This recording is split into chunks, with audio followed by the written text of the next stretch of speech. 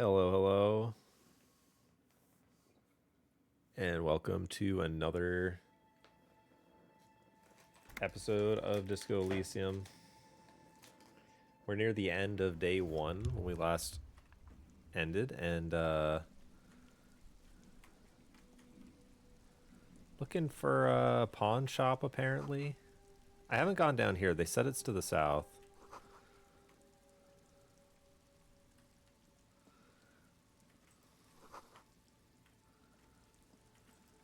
Okay.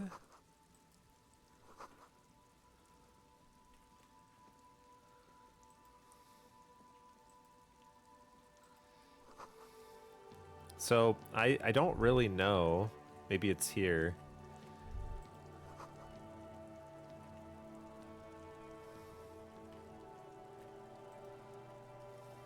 Okay, we have to go around. Sometimes the map can be a little confusing. Could it be this? It's not often that I see officers from the RCM in my pawn shop. What can I do for you? His courtesy is not insincere, but he prefers being alone with his projector, just watching the movement of light across the walls of the shop.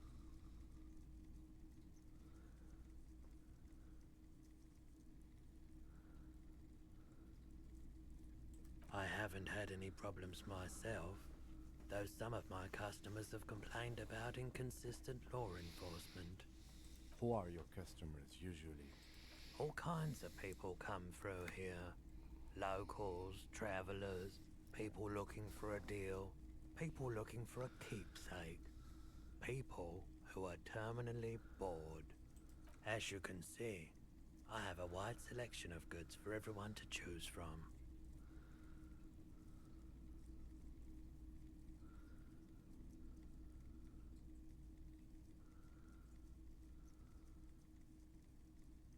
It keeps me entertained.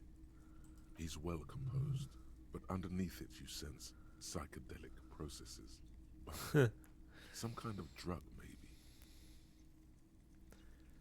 Is Roy high? Man, the electrochemistry thing is like, I'm sure there's some interesting things that you can get into with that skill. Do you have any guns? Okay, I kind of want to ask this. Someone else came here earlier today asking the same question. I promptly sold her the gun you pawned a couple days back. Oh my. This is a pawn shop, and it did feel as if you've met before. Oh God. The lieutenant shifts from one foot to another. Alert.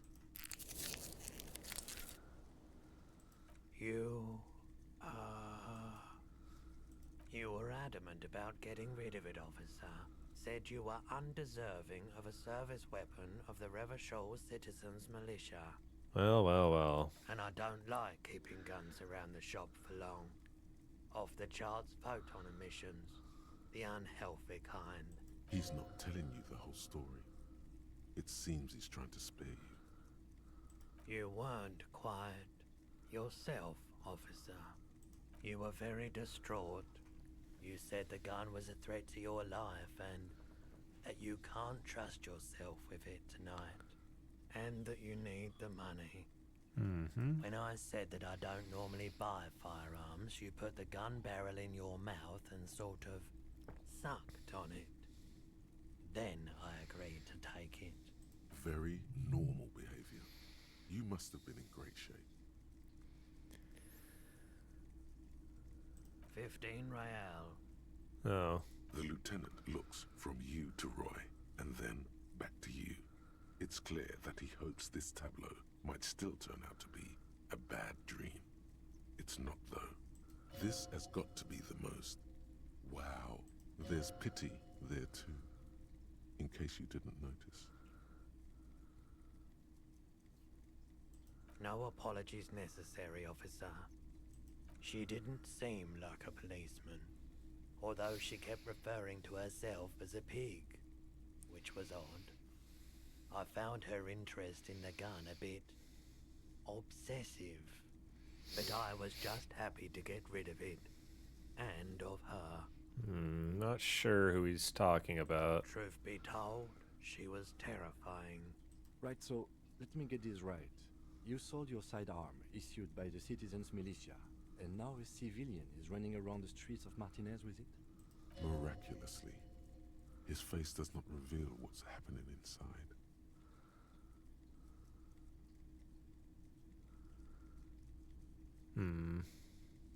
You're right that she could cast aspersions on the Force. We have to find her. My apologies, officer, but I have no idea where she was coming from or where she went. A needle in a haystack. There is nothing you can do about it now. You'll just have to hope you luck upon her somehow. Of course. Yeah, it's unfortunate, but it is what it is. I doubt it, but I can try and answer any questions you may have. I do my best to keep my distance from all manner of butchery. Bad for business, bad for everyone. He doesn't know anything. The pawnbroker's gaze is already fixed on the dancing colors. Yes, we'd like to sell these hubcaps. Roy takes the hubcaps from the lieutenant and inspects them. The spinners appear iridescent in the dancing light of his pawn shop. Yes, these are very, very good. Did you defraud some foreign prince for them? Jump a mesk banger? No matter. I'll give you 200 real. No one was defrauded or jumped, I assure you. Of course, I meant no offense. 200 real for you, officer. Delightful doing business with you. Do come again. Thank you. Here's the 130 real you need for your bill. Do not waste it. The rest is for him, to compensate for the pain of being separated from his radiant spinners. The windfall is a small consolation. Anything else you're thinking of selling?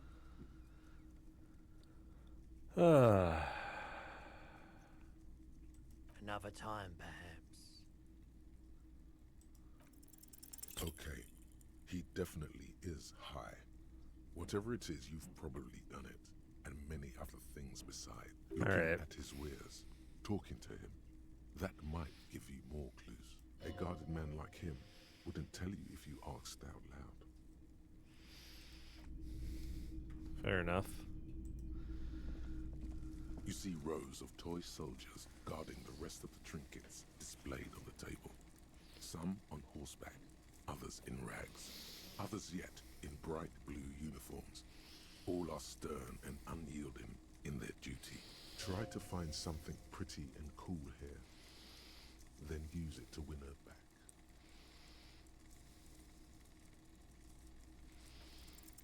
Why? What's this? A headless man riding a horse? A headless man wearing futuristic tracksuit trousers that say found. Oh, that's the Headless Phone Rider. The Headless Phone Rider. It's an urban legend about a man who rides the streets of Revachol sporting a fawn tracksuit. As you see, he's missing his head. 50 cents. Bargain price. I'll throw in the tiny cap too. I think he's looking for it, or something. That He lost his cap when he lost his head.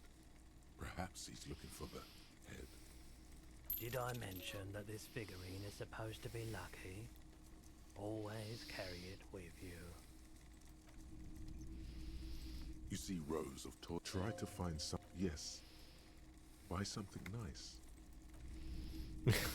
Doesn't go into more detail here. I'm gonna come back. Perhaps.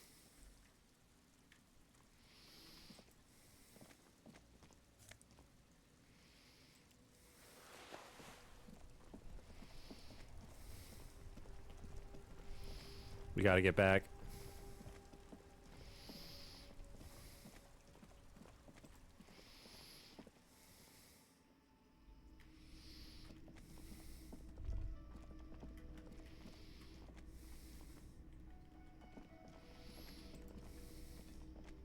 I help you? Yes. Have you got it? Well?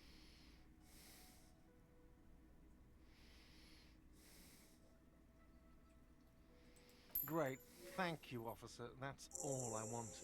Payment for services rendered. If you continue to stay here, I just ask that you please pay your nightly bill in advance starting tomorrow. The electronic lock to your room has been disabled till 9 p.m. tomorrow. Please pay for each night in advance starting tomorrow. 20 real per night. I'll take a room here too. Of course. Always happy to have officers from the RCM as guests. Anything else I can do for you? Hey, so we've been monitoring you internally, and now we know your Copo type. Yes, guess what's yours?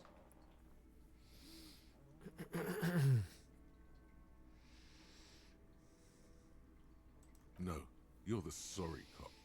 The cop who's sorriest. Let's make it official then, shall we? Huge lack of enthusiasm going on in here.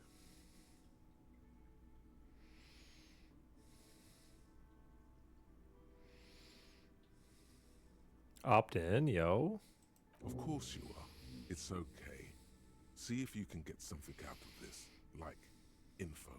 Or maybe every time you say you're sorry, you get $1 million. That won't happen.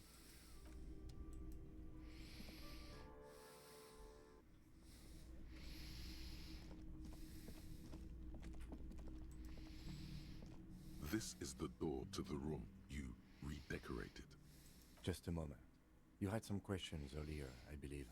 And besides, we should discuss our progress on the investigation. Let's go out to the balcony.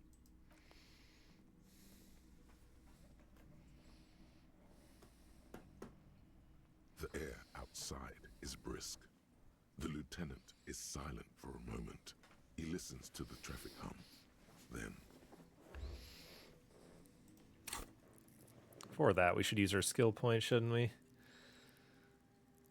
Oh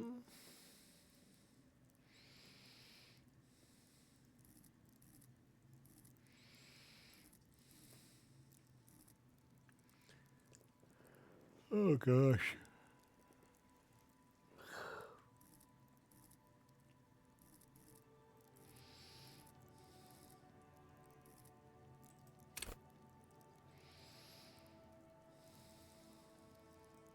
Volition.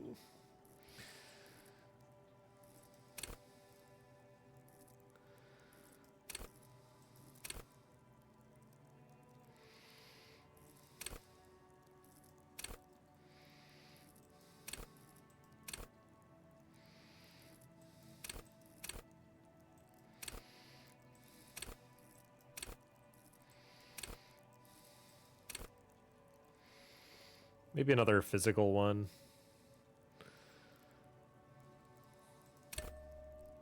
Feels like we're getting owned by not having enough physical attributes. Where are we on these? Oh, pretty close. 25 minutes, okay. Where shall we begin? We should talk about the investigation, first and foremost. But I also remember you wanting to discuss the RCM?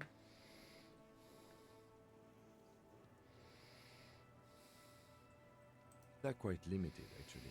The power officers of the Rebachol Citizens Militia exercise most frequently is imposing fines of up to 1,000 real for offenses, in accordance with an interdepartmental schedule.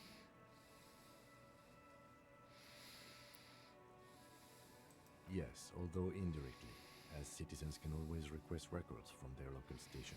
Officers of the RCM have been known to take bribes of less than the prescribed fine amount. It undermines trust in the RCM. We can arrest people, of course, but rather than bringing someone in directly, it's preferable to serve a station cold sleep. It prevents confusion and overcrowding.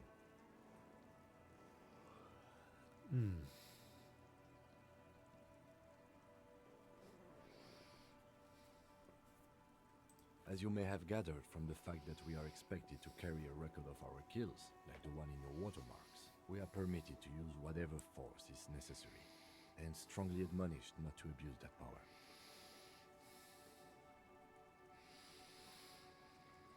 You have to supply compelling evidence for why it was necessary to use lethal force. In these cases, your partner is usually your witness. Not a good position to be in, by the way. Internal Affairs handles these cases thoroughly, by cross-examining you for inconsistencies. It is hard to cover for anyone, which is for the best. We don't convict. We arrest and send them to coalition government courts in Courant and La Delta. The prosecution works off our testimonies and records, which is why it's paramount to keep them. The coalition government, and the moral intern more broadly. The RCM was formed by the coalition government to restore order in the international zone after the revolution. So we did. Now we attempt to maintain that order. No more, no less. Or perhaps it is better to say we were allowed to form. It's a point of contention whether the citizens of Relachol or the coalition government founded the RCM.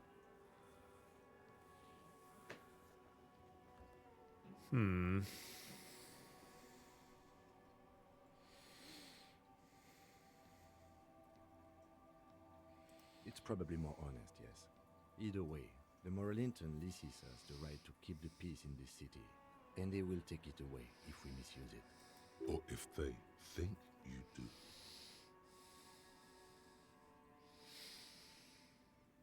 The Moralist International are the world's largest political organization. You know who they are. They have been running this place after the revolution failed. They're a union of center-left and center-right parties across the Real Belt. Our coalition government is just one of its many projects. They also run the ICP, EPIS, most intergovernmental organizations in the world. The moral intern are a fact. I try not to have opinions on facts until they change. And it doesn't look like that's about to happen. It is more than that. There's some kind of affection in him. Yes, I did, when I was younger. In my 20s, I considered myself a moralist. A blue forget-me-not, a piece of the sky. They're not all that bad. That's another leitmotif associated with moralism. But the years have changed that. I don't know what I believe in now. No, I believe in the RCM. That's enough for me. What do they believe in?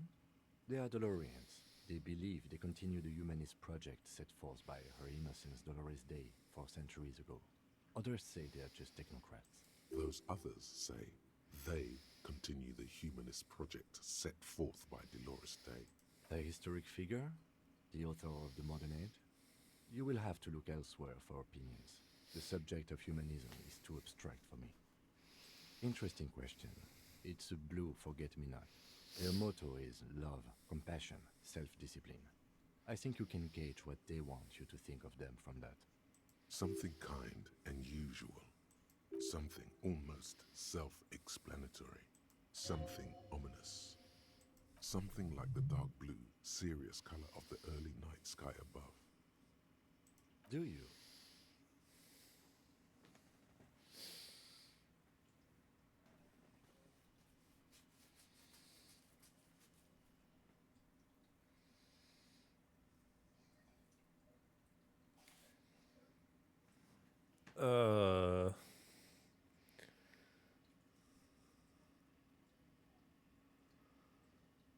Hmm.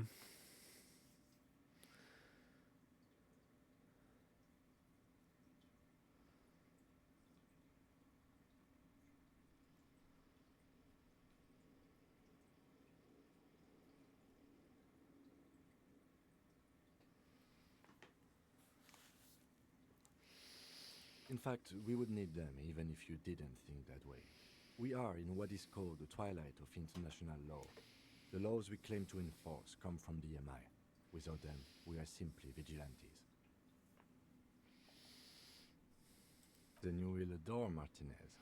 For many of these people, the Union especially, vigilantes is precisely what we are. Personally, I don't enjoy it much. Well, we didn't even look at the body. And there's still much to do at the crime scene too. We didn't search it thoroughly enough.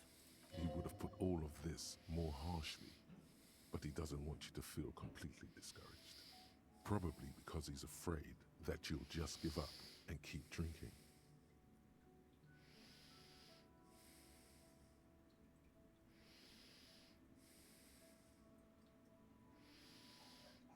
I look forward to that. As for the interviews, we weren't able to find the union leader, Evrat Clare, much less interview him. So that's on the to-do list for tomorrow. We tried to interview the Wild Pines rep, but she asked us to do something for her first. Fine, so be it.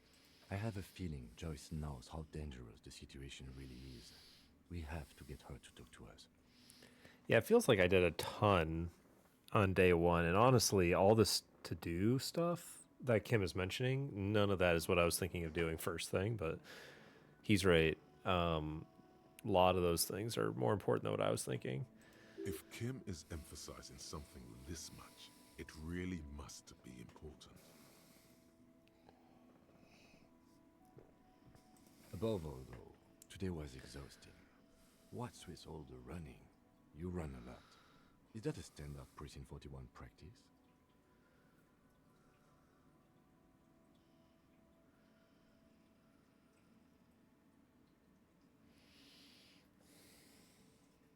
It's impressive, especially for a man your age. And in those hills. Nice shoes, by the way. I like the green. Goes with the orange.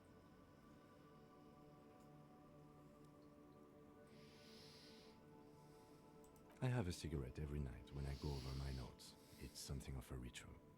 Oh man, he looks so devastatingly cool with that cigarette. You mean this?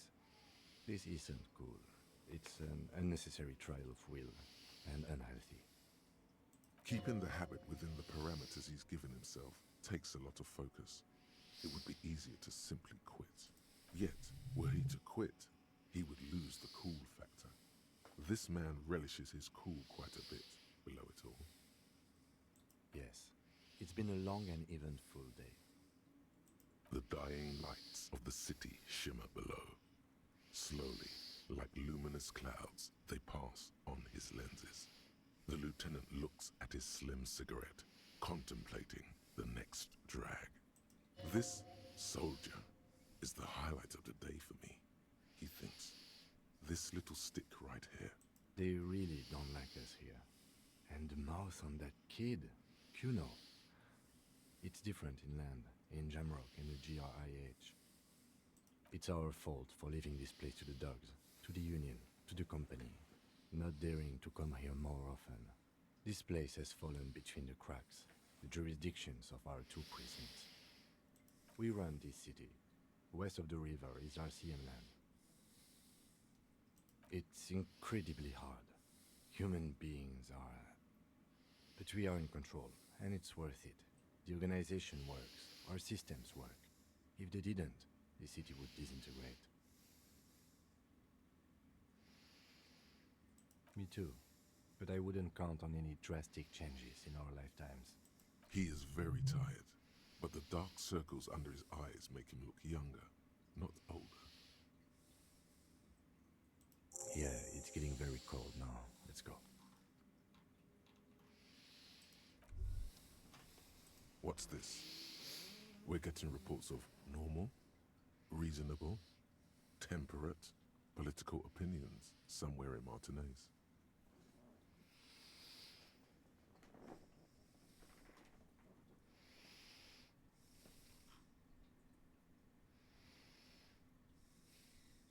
The air suddenly feels calmer, more transparent in a strangely tender way. Perhaps it's the hangover. Perhaps it's a temporary surge of serotonin. But something tells you it's time to become a citizen of the Kingdom of Conscience.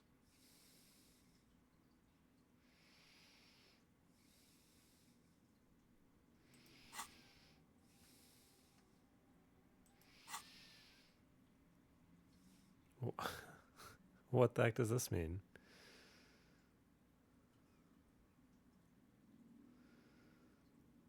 Kingdom of Conscious. It is not a place. It is a moment in time that can only arise in the right circumstances.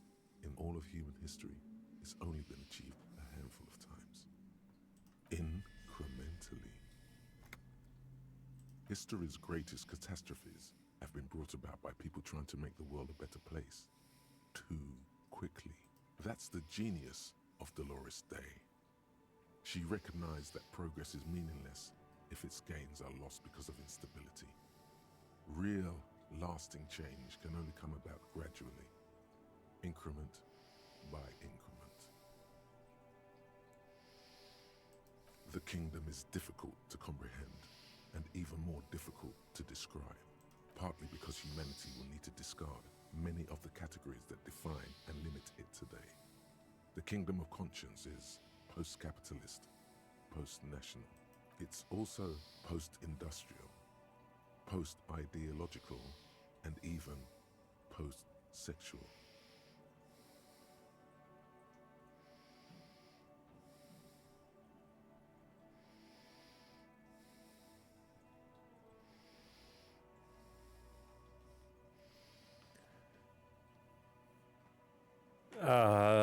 Yeah, it seems like too much. What you want is immaterial. The kingdom of conscience is coming, whether you like it or not. Only very slowly.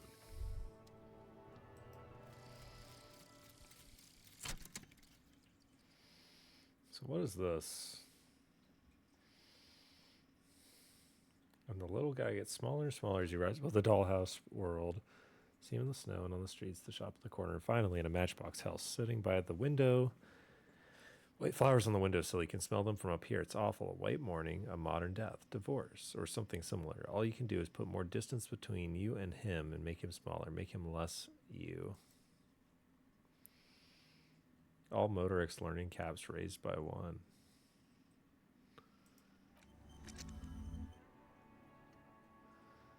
Whoa.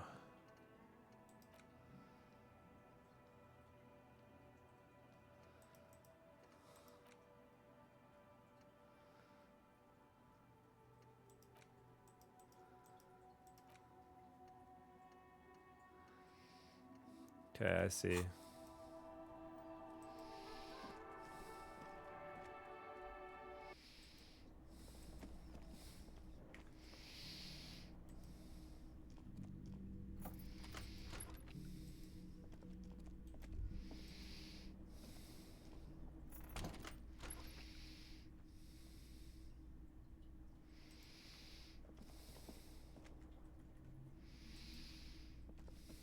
The bed is cold and not particularly inviting, but it's yours. The sheets look awful. The option to go to sleep becomes available every night after 9 p.m.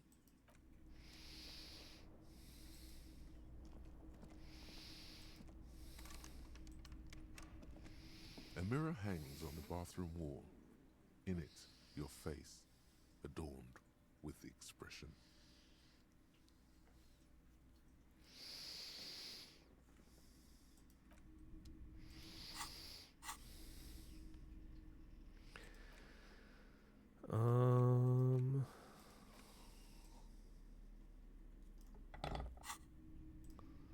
A mirror hangs on the bathroom wall.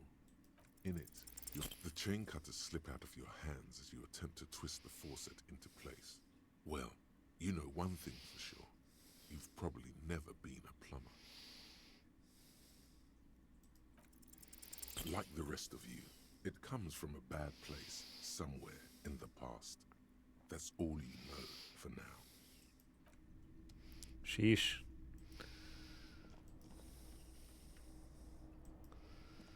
I got owned. The bed is cold and not particularly inviting, but it's yours. All right, well. The sheets feel at once coarse and clammy against your skin. The bed sags beneath your weight as you stretch out and finally close your eyes. And then sleep doesn't come. Maybe it's the bed's fault. Its synthetic filling has separated into hard lumps. The pillowcase smells oddly. Smells of alcohol and sweat and grease. It barely covers your toes, stretching over your soft belly. This is your body here, intimate and warm. Breathing, a bit tense in the muscles. Relax. Under your thrumming eyelids, you see a dizzying array of colors. You won't get off this carousel quite so easily. It's a little better. Colors, scenes, and half-formed phrases still litter your mind. Part of you is still trying to solve the case, isn't it? Something to do with, what was it that the lieutenant said? Union? And it's gone again. Your thoughts lost between the slowing brain waves. Your breathing steadies. A great silence washes over you until your eyelids twitch in your sleep and images start forming.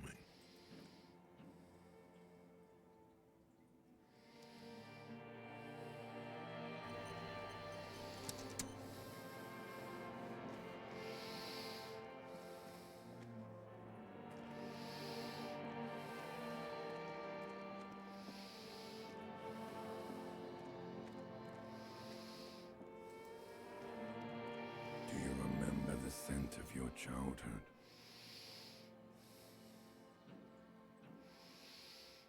What it says on the can, Harry. Answer the question. Do you remember your wife's hand on your face?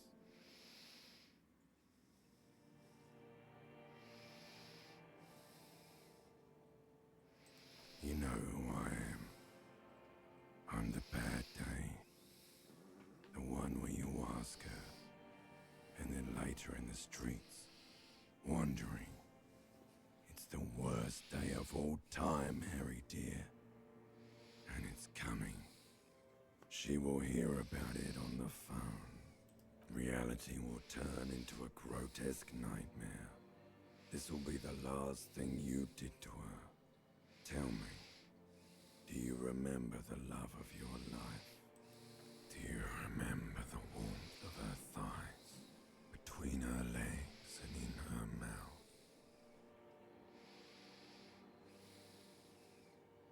That's right, funky baby. And you just stood there. One hand on the bottle and the other on your dick. Watching her go. Let it all be dragged away from you. Tell me, where are your friends? Human beings have friends, Harry boy. Where the hell are yours?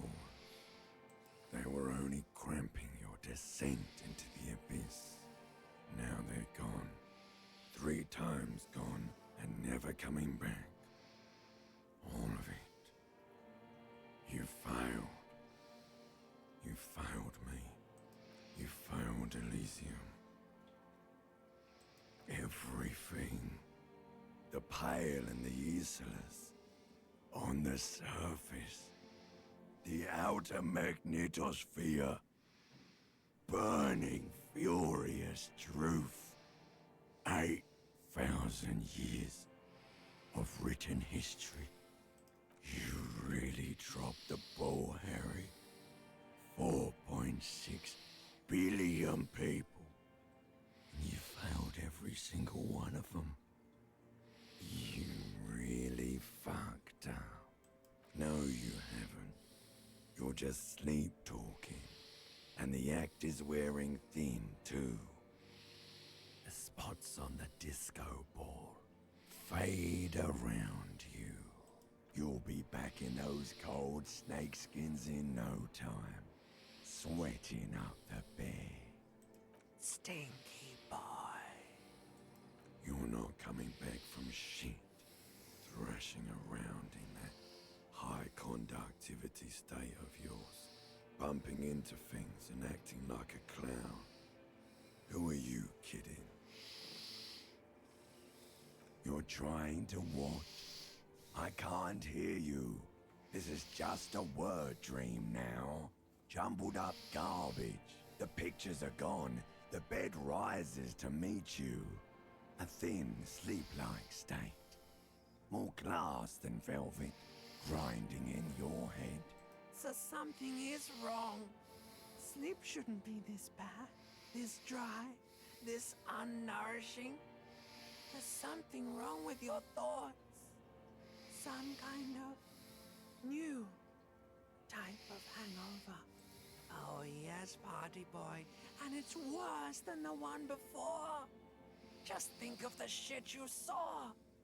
Here it comes too. So soon already. The silent alarm goes off in your head like clockwork. Barely let you sleep at all. Time to get those clothes on, Harry. Time to go to work in the shit factory.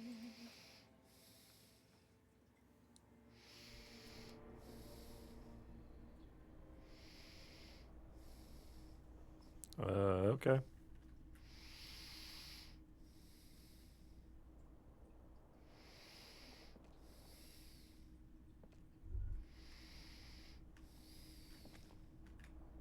Good going, buddy. Oh, just a dream. You have ones like that all the time. You feel even worse this morning than you did last night. You mean, why are you so tired? Too tired and down to even think? It is worrying, isn't it? You can't be a detective like this. Detectives need to be able to think. It's just that your heart has finally pumped all the speed out of your system, Buster. Time to get some more. You're too weak to say no now. Waking up is the worst part. Maybe somewhere down the line you could decline. Speed is a potent central nervous system stimulant. It kept you propped up all day yesterday, despite your debilitating hangover. How else did you think you even got up from this floor? It's power, man. It's professionalism. It makes you feel like you're young again and ready to detect. Ready to go to war against the world. Are you sure? Ready to live as this pathetic shell of yourself for days? Basically, a week. Let's be honest, 2 weeks. Maybe 3. You won't make it. Suit yourself, slow, sad shell man. See how you do without your spark.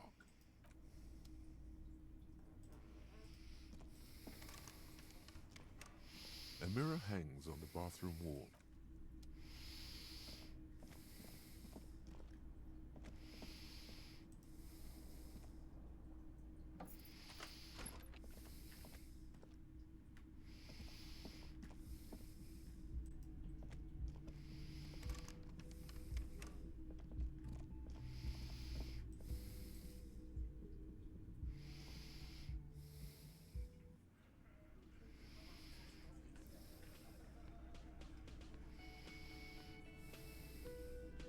Well, day 2's kind of different.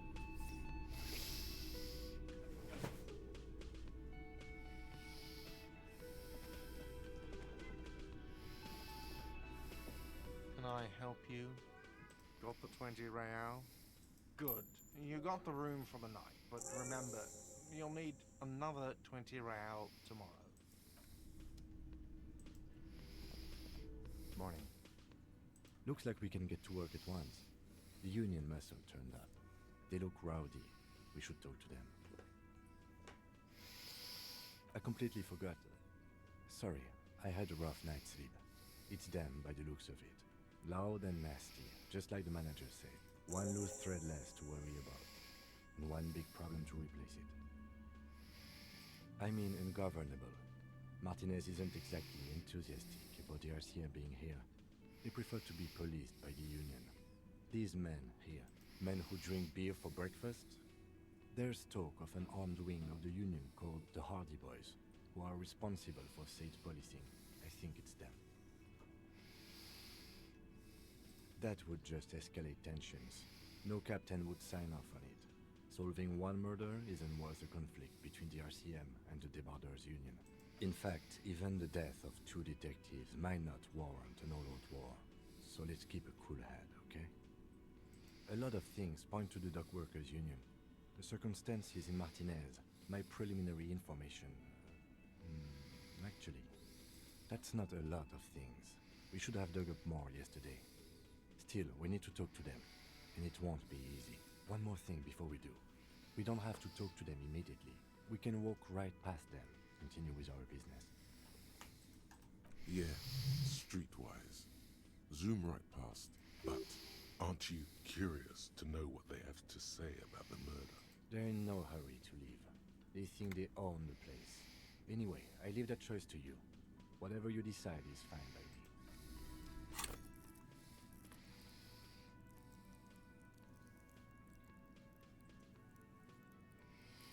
by me. Um,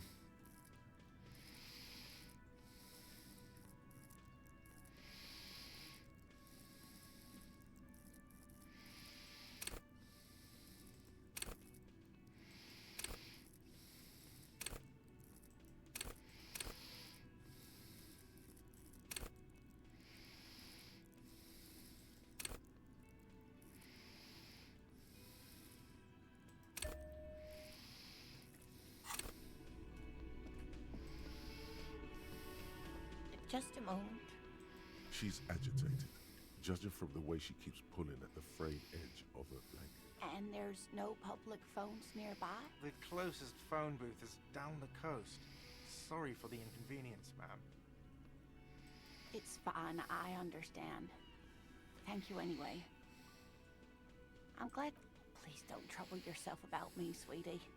I was just hoping to make a call, but the Whirling's phone line isn't working. The union office probably has a phone, but I can't really get there. Or to the phone booth down the coast. And Gary's phone is dead too. The manager was vague about it. Why would he be vague about phone problems? This is something to look into later. To let the young woman who's house sitting for us know that we may be delayed. Morel, my husband, and our friend Gary were supposed to get back by Monday night. But they're still missing, and I haven't heard from them. I was also hoping she'd heard from Morel. A little missing persons puzzle might just be the thing to take your mind off the hangover. That's just it. This isn't like him at all. He always plans his expeditions so carefully, but you have more important things to worry about. Just some field work, sweetie. Morel is a highly trained scientist. But they should have returned by now. They were just going down the coast across the water lock to set a few traps. Oh, sweetie, it's nothing like that. Gary's as loyal as they come. I trust him with my husband's life any day. There's a nameless old fishing village nearby, but we've never had any trouble there before. I can't say it's the best part of town, but I wouldn't worry too much about a pair of grown men traveling together. Do it. Find her husband. This will surely lead to a cryptozoological mystery with that extremely rare insect. Some fringe science is exactly what's needed right now. Spice up that vanilla murder investigation.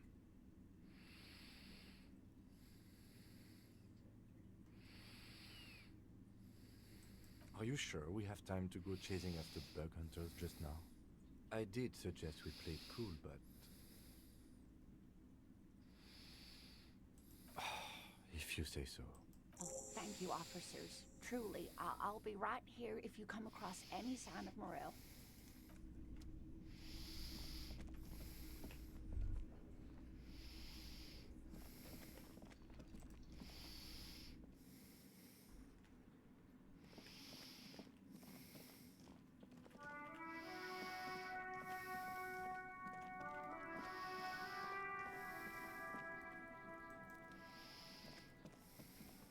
There are several footprints in the mud, left by work.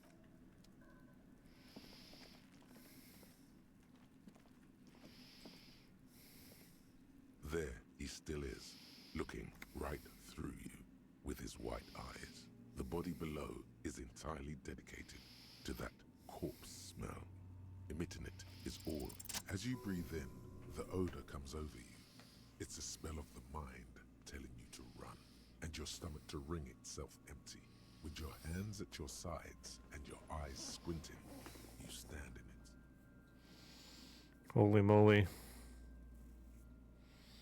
The man before you is naked, but for a pair of underpants and enamel boots. His skin is greenish, marbled with decaying veins and blotched by lividity. A fading web of tattoos covers his chest and shoulders. The cargo belt used to fasten him to the branch above appears industrial in strength. The material appears to be ceramic. Its clean white stands in stark contrast to the decaying flesh above the knee. The man wore thick polymer socks, probably for padding. A fine array of interlocking plates covers them, delicate and fragile. They feel alien to the world around you, out of place somehow. These are clearly not boots. They're armor. Indeed. Technically speaking, these are sabatons, not boots. Oh, the lieutenant uses a memo technique, A6. That's not just any notebook. It's a classic. It's clearly some manner of super armor, or future armor. Super future. Ceramic plate. Zirconium dioxide, most likely. This is where the make would be. Under the heel. Fair weather. Fair weather model T500 VE. I'm guessing that's vitreous enamel. This is advanced stuff. Piece by piece. He's been out here for 7 days. It would be odd if they didn't. We should keep a lookout for these species. The armor could yield information. This is one thing he might actually know.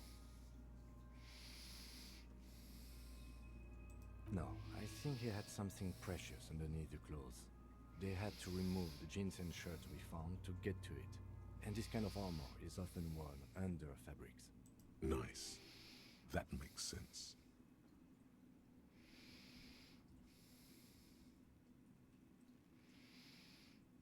They usually hang them completely naked for that. La puta madre, the Mazda, the Besmerties and the like. This one still has his underpants. Fucking talking about underpants. Clearly, Kuno would like to interject something here, but there's not enough for him to hold on to. It is. It's expensive. We've requested similar material for our tactical units for years now. The constabularies deemed it too costly. In that time, we've lost 6 men to semi-automatics. For a full set, about 4 years of wages. For the northwest region of Revachol, an officer's average yearly income is 5,500 real, unadjusted for rank. Not too much, yes.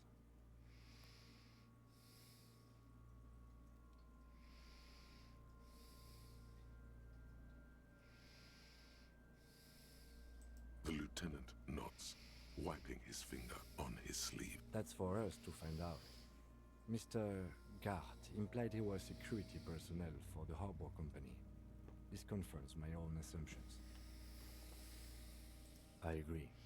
This equipment is way beyond what a guard can afford. A small bell-like sound fills the air, like tapping on the side of a porcelain cup. It's anything but. This material is a kinetic redistributor. It spreads kinetic energy horizontally, from plate to plate, dissipating it entirely. See? Faint, organic lines cover the plates where they separate into smaller ones. These plates then divide into smaller plates until there are hundreds of them altogether, like whirls of floorboards. The design looks organic, influenced by highly resistant wood materials, like lignum vitae and ebony perhaps. If trees were made of porcelain, this is what their cross-sections would look like. The smooth, glossy surface fractures into ever more intricate interconnections, peaking on the right sabaton, where you notice the whirls are in the shape of a letter and number combination, E50, 100, 1000. Good. Can you read it to me? X5415 6745 678222. Let's lie. We have a make and a number. That's something. We can use the radio in my kinema when we're done. Either station can chase it for us. This feels dangerous. Are you sure?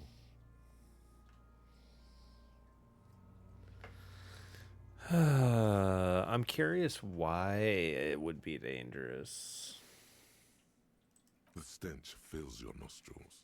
As you push downward, an ominous creaking sound comes from above. Stop!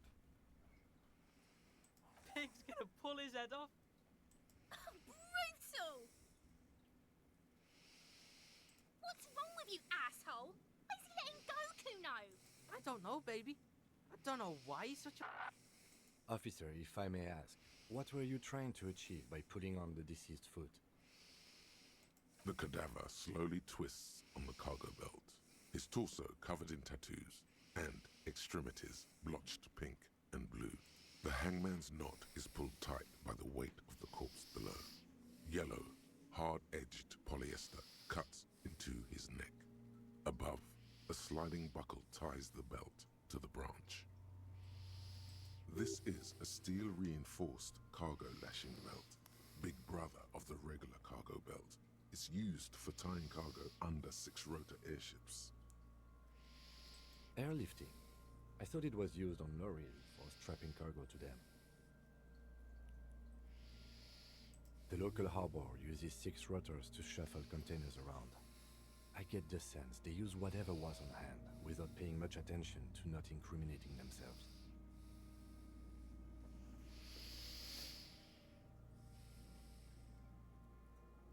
A noose is one of those things that's easier to use one way around.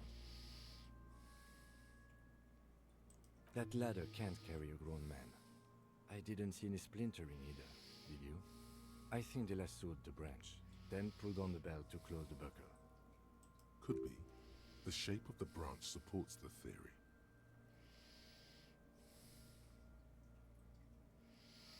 I was afraid it would be. Thin steel wiring, parallel strands. This makes getting him down more problematic than I had assumed. I'm still approaching this as a lynching, yes, motivated by the ongoing strike. You?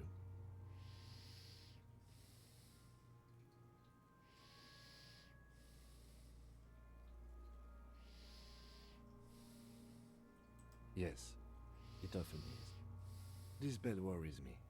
The cadaver hangs from the cargo belt. An intricate web of blue lines stretches across the torso, from the right shoulder to the solar plexus. Each time they intersect, a small white star is formed in their crossing. Hundreds of fading asterisks riddle his skin. Their concentration is highest around his heart. His corpse is marked by stars. Alcohol and heartbreak. Of no nation that I know of. If anything, it reminds me of religious illumination, last or penultimate century. Men who live harsh lives often turn to inauthentic worship. But which one? I see no trace of a humanoid figure. I agree.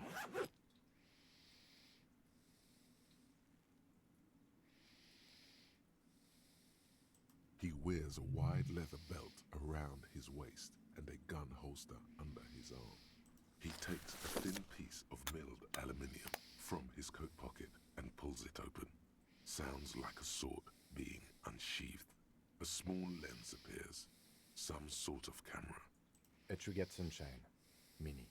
Triggered is the world's leading manufacturer of intercommunication devices, primarily projectors. The camera before you looks familiar somehow. Shit, Kuno! What the fuck is that? An instant color camera. I have only 2 ampoules, so nobody move. I don't want to waste one.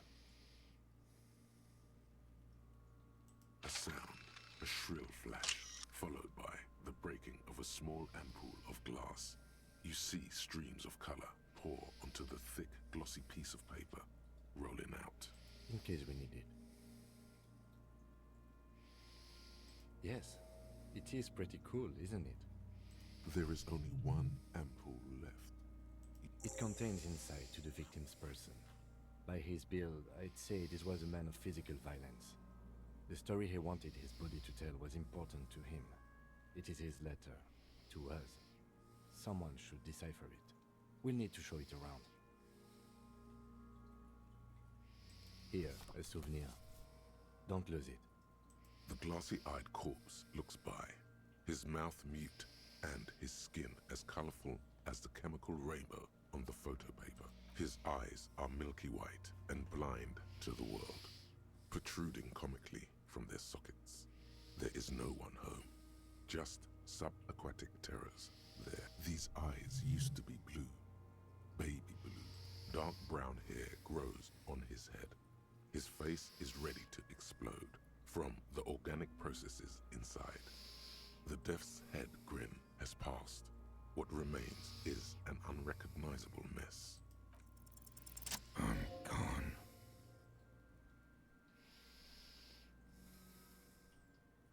I only needed a 4 and I got a 5.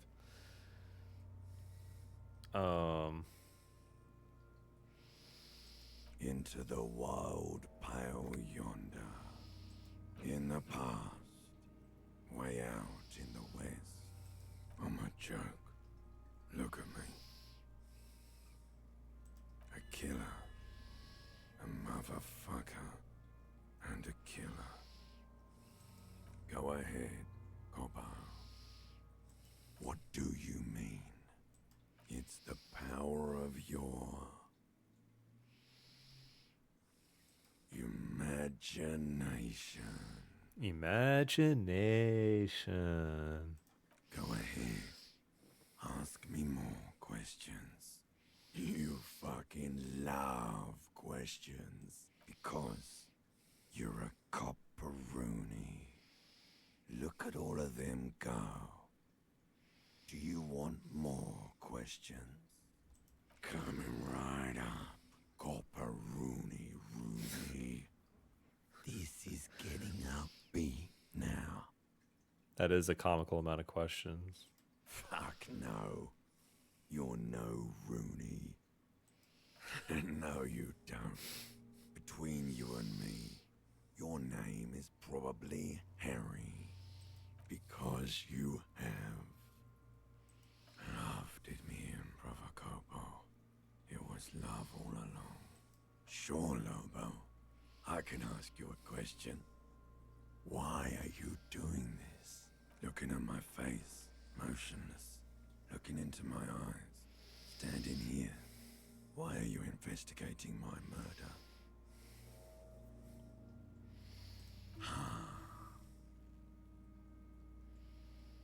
Something is on its way. Something hidden. It's coming. A miracle from the northwest, and it's almost here. You can feel it in the air, on your hands. The cold spring air smoothing them over. Come back later, Corpo. Amuse yourself with my frank manners and my memento mori features. If possible, also, see me in your dreams. Are you sure we finished the preliminary examination of the cadaver? We might miss some of these things once he's done.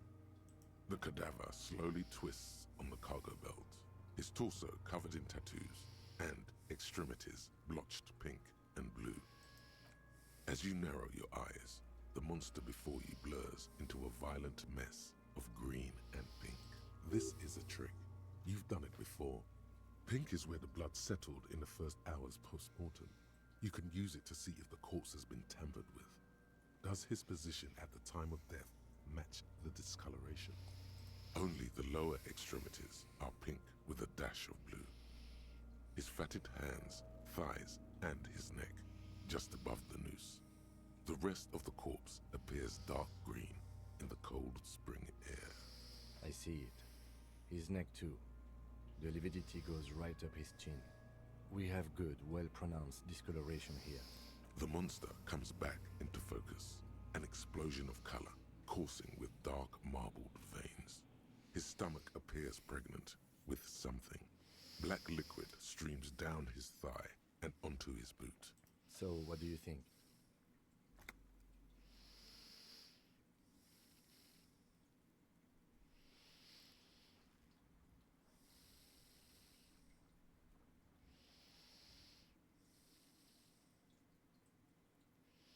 I do. Most of them are post-mortem. Maybe even all of them. The delinquents have made our jobs harder with their little sport. Stop talking in riddles, coin slot. He means you fucked him up good, Kuno. Fucked him up brutal like.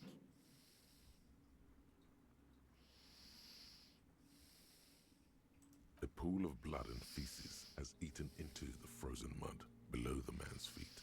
Purge liquid is dripping into it, drop by drop. The victim appears to have contained no more than half a kilogram of digestion at the time of death. The fuck are you saying? Talking about shit.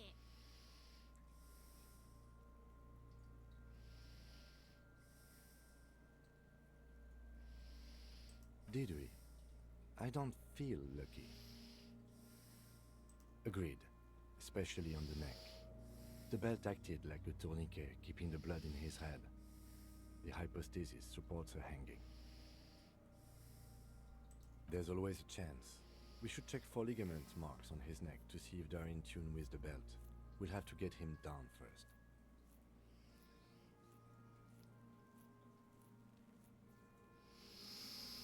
I agree. His personality is no longer a part of the world. Totally dead.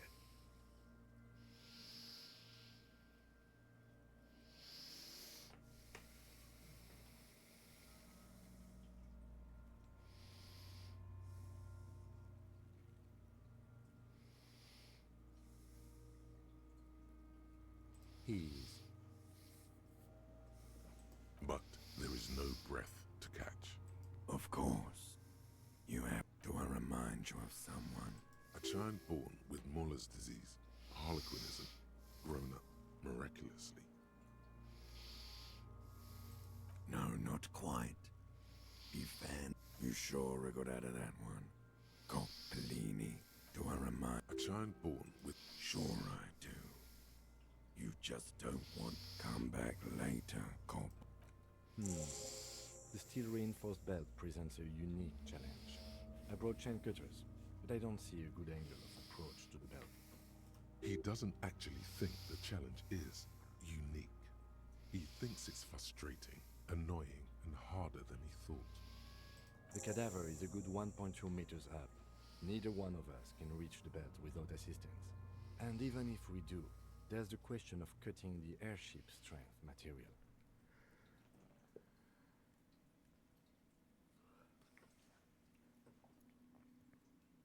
Someone else? You mean like the police?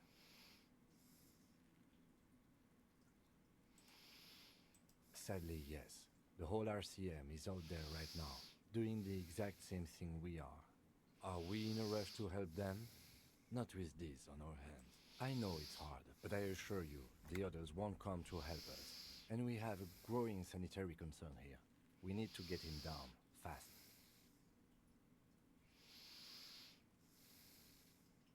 Climb up there and saw the branch? There has to be a less risky way, with less falling down of trees. I was really hoping we wouldn't. The Union appeared to be suspect in this case. It seems like... I would really prefer if there was another way. These people might have an agenda. But what other options? The corpse twists on the belt, like chicken on a... Yeah! Bang bang time, pig! Shoot his head off! How? Where the buckle ties the rope to the branch. That's a good spot to aim.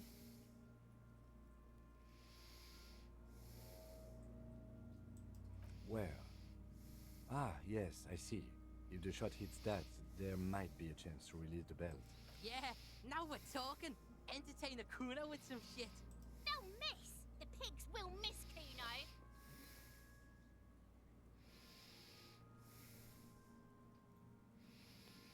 Silence.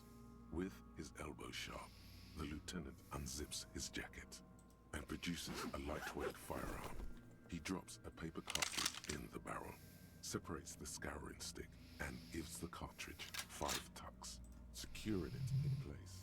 That's a Kiel A9090 Armistice, mass-produced muzzleloader, ascetic, frugal, one of the most common firearms in the world.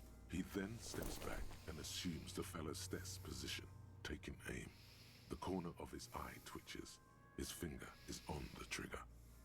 He's gonna fucking miss! The kid's voice is drowned in a shrill blast that echoes off the walls of the surrounding tenements. A cloud of smoke slowly parts in the air as the lieutenant steps back and says to himself, God damn it. A lot of things were wrong with that shot. The Phalostes was the wrong choice. His shoulders were raised, but above all, he cannot trust his eyesight. He feels bad about it. About his eyes mostly. Just having bad eyesight. Probably from a young age. Whatever you do not console him. Fucking idiot! Mookaba asshole! Kuno could have hit it easy, but then Kuno's not fucking handicapped, is he? No, we are lucky as it is. We didn't break anything, and the victim remains uncompromised. Any more mistakes could put us in an unfortunate position with the locals. We have eyes on us. I didn't do us any favors with that. I have to say, it's beginning to look unlikely we can get him down without assistance. You know, you don't feel like too bad of a shot yourself. It's bad as it is. Us shooting firearms like punks. Go ahead, I'm not stopping you. Just don't lose it. They only have one gun! This is the sorriest pair of pigs Kuno's ever seen. Yeah, take it, you fucking banana boyka! Take it and shoot yourself in the mouth! The cold piece of bakelite and gunmetal is surprisingly light. Your fingers fit right through the guard, instinctively resting on the trigger. You've held this, an A9 armistice, before. At some point, it probably used to be your choice of firearm. It still feels comfortable, like you never laid it down. The fuck are you waiting for, Kuno? Tell him to shoot himself in the mouth! The buckle comes into focus in your sights. You stand with your feet planted firmly in the ground and your left hand supporting your gun arm. Why don't you just shoot yourself in your mouth? At least you won't miss.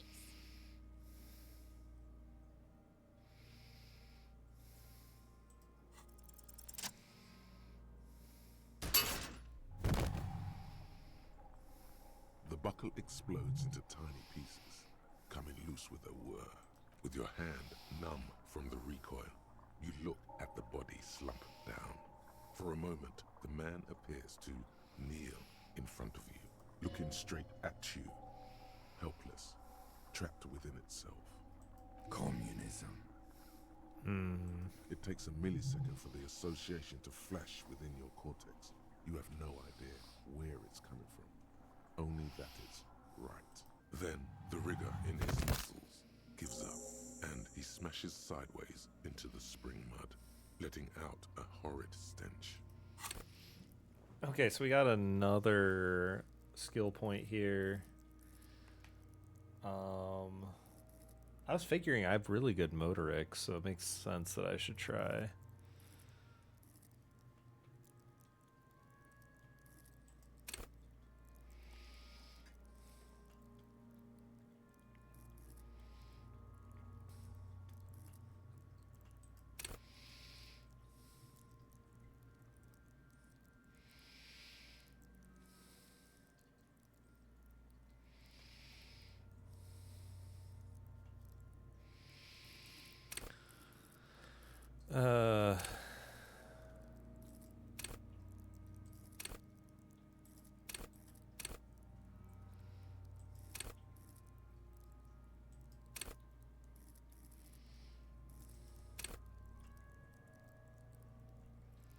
Sure, we'll do this one, I think.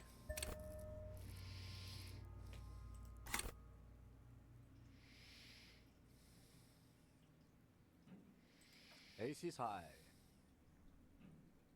The Ace is High, a custom invented by the aerostatic brigades during the revolution, is used to celebrate success in Revachol, especially in sports. The gesture is spread across the world, despite the defeat of the revolutionaries themselves. You could add an Ace's Low to it, if you like, by turning your back after the high and waiting for another.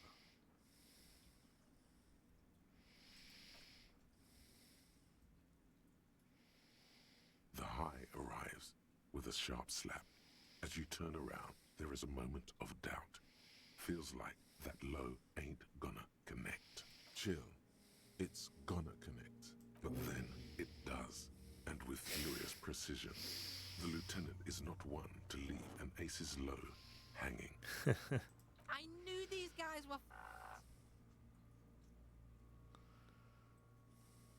We will perform a field autopsy and determine the cause of death. But before... Excuse me. Slumped on the ground like that has not improved the way the corpse smells. The fall seems to have released something deep inside it. The stench is getting bad. I'm sorry to interrupt the jubilations here. I need a little breather before we do the autopsy. In the meantime, we should try to interview Evrard Clare, the leader of the Union. Harbor property was clearly used in the hanging. The harbor just east of here. Getting in might prove a challenge, though. I would also suggest we interview Joyce, the Wild Pines representative. But we've already done that, so good for us. One down, one to go. Yes. And... The 15th Indo tribe. Because there was. The 15th Indo tribe was comprised of 8 kids from Forberg and North Gemrock, running from wild dogs in the valley, hiding scents under rocks, and stealing clothes off clotheslines, and sometimes even the copper wiring of phone lines. You may have been one of them. This must be a childhood memory. The 15th Indo tribe was your Indo tribe, set to rule in Celinda. The rest of the kids are dead now. Car accidents and drug overdoses. Only you remain.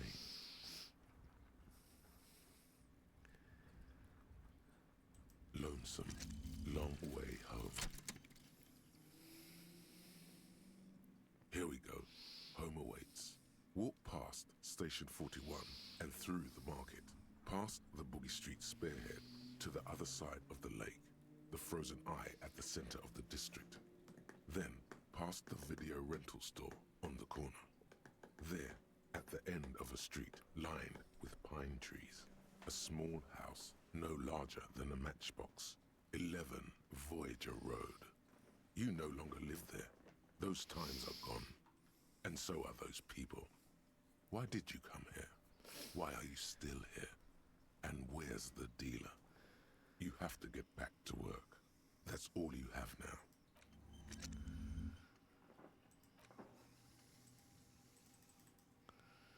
Sheesh.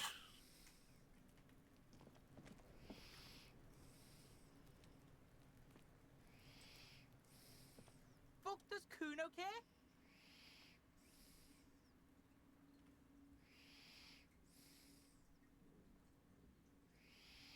You found Kuno's secret door to Kuno's secret shack. It was closed for 5,000 years.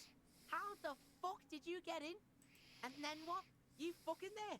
You fucking Kuno's kingdom. He's trying to fuck at you again, Kuno!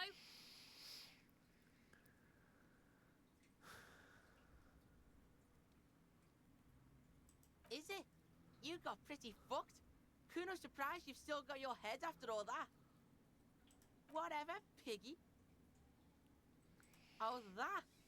Kuno decapitates pigs. That's just a Kuno demo tape.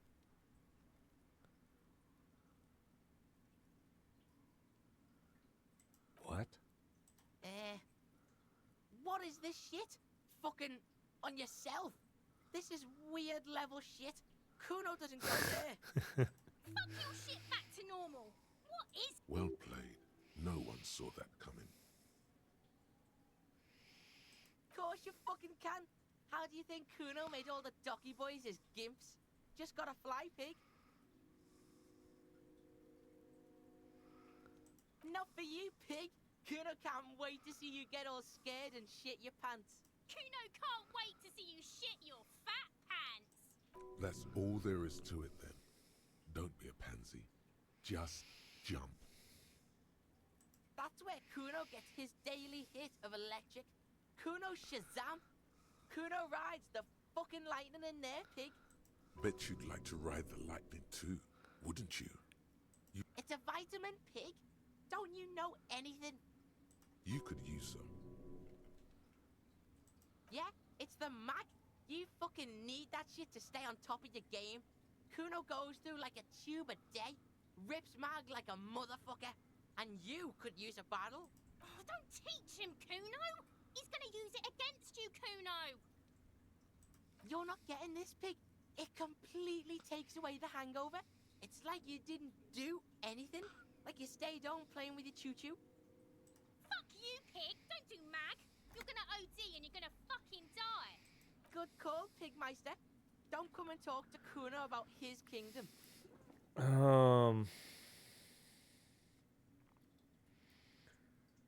Jeez. 28% is pretty low. I'll try. He's on your crime scene, bossing you around. And he's been here for some time too. This is where he hangs out. You have... Trying to fuck at the Kuno! Trying to fuck at me! Trying to fuck! Kuno only gets higher! It's faster, faster, faster! Can't... Kuno gonna fuck you up! Up, up, up! Normal is not what we got here. You've got to work with what you have for now. Kuno doesn't fucking... Hear that? Magnesium. That's what you're lacking. The lack of magnesium has you slouched. Yes, and it's critical. Look at yourself. You're practically devolving into a... You need to get so magged up. You've probably had 2 heart attacks and a minor stroke already. And the only... Yes, if you want to live, you need to evolve. Alright, let's try to get my code again.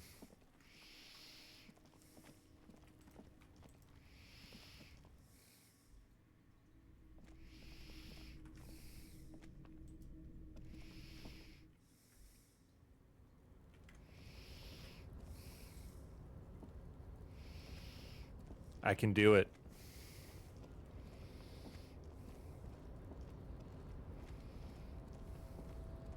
The tarpaulin cloak with possible RCM markings is still caught on the railing.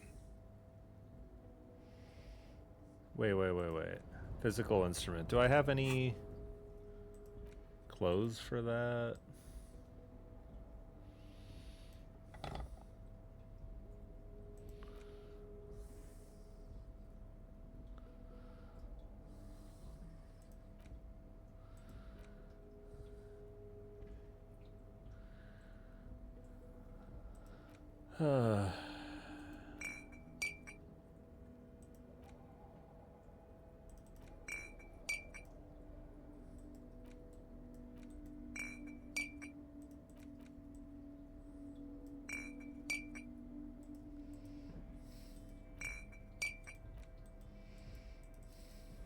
How do I use it? Well, hello. Light reflects off the green. Wow. The gods of There's a satisfying pop as the cork jumps out. And then a golden sun melts down your throat. Its rays filling your nostrils with sunshine. Your stomach melts from it into a happy gooey. In the bottom right corner of the screen, there's an alcohol button. Alcohol gives +1 to physique skill. From the void we came. Okay, it hurts morale though.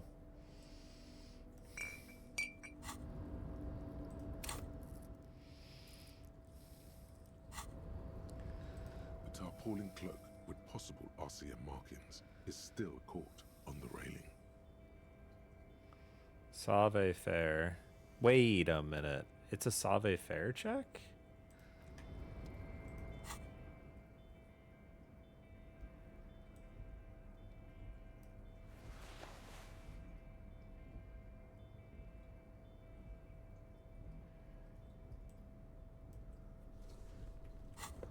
Alright, here we go. A tarpaulin cloak with possible Yo, there we RCM go. markings That's is way still better, caught dude. on the railing. Damn it.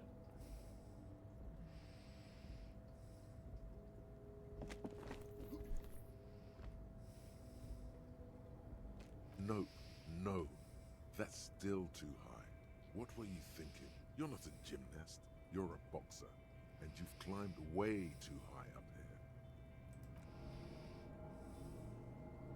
You could have died there. Shit. I'm failing you. This wasn't part of our deal. Hey, what happened? I understand. We can always come back when you are feeling better. It's just a cloak after all. Oh, I'm gonna feel better right now.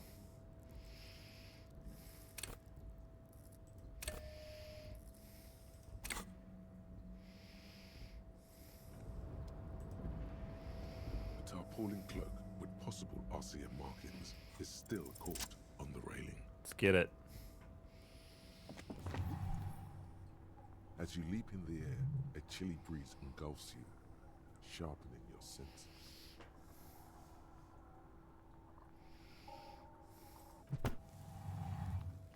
As the concrete floor welcomes you, you realize it's been a while since you felt so alive, alert, capable. Must be the adrenaline. I knew you could do it. My climbing down might not have been as disco as your jump, but at least we can explore the harbor now. With your feet firmly planted on the concrete, the noise of the harbor rushes back in.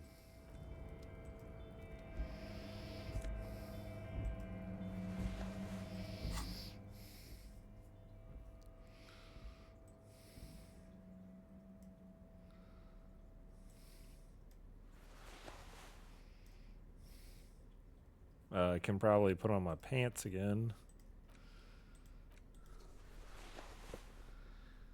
I guess.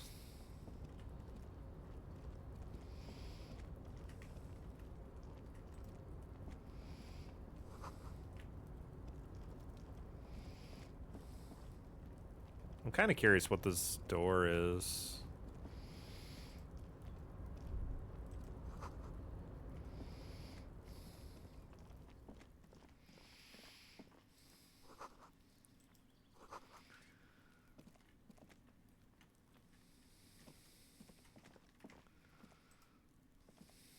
This is the Night Watchman's booth.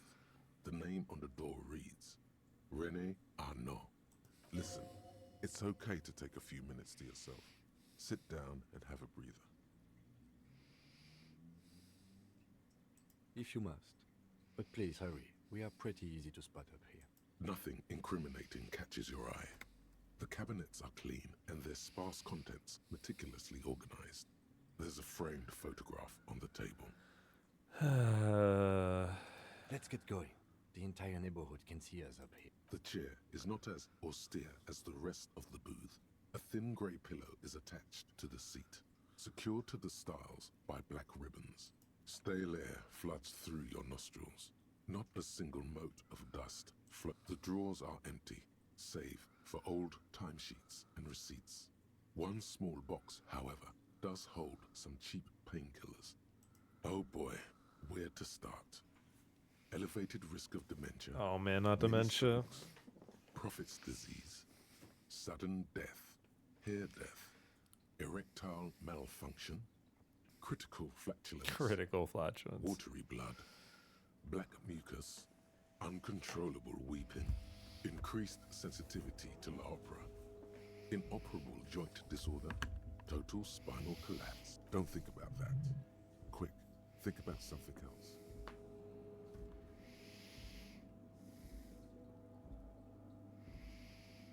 The imagined dazzle of light overwhelms any list of potential side effects.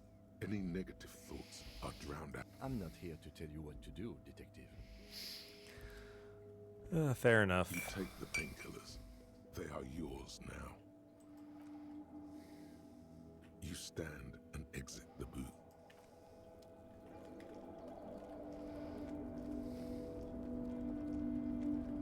Alright, what's in this door?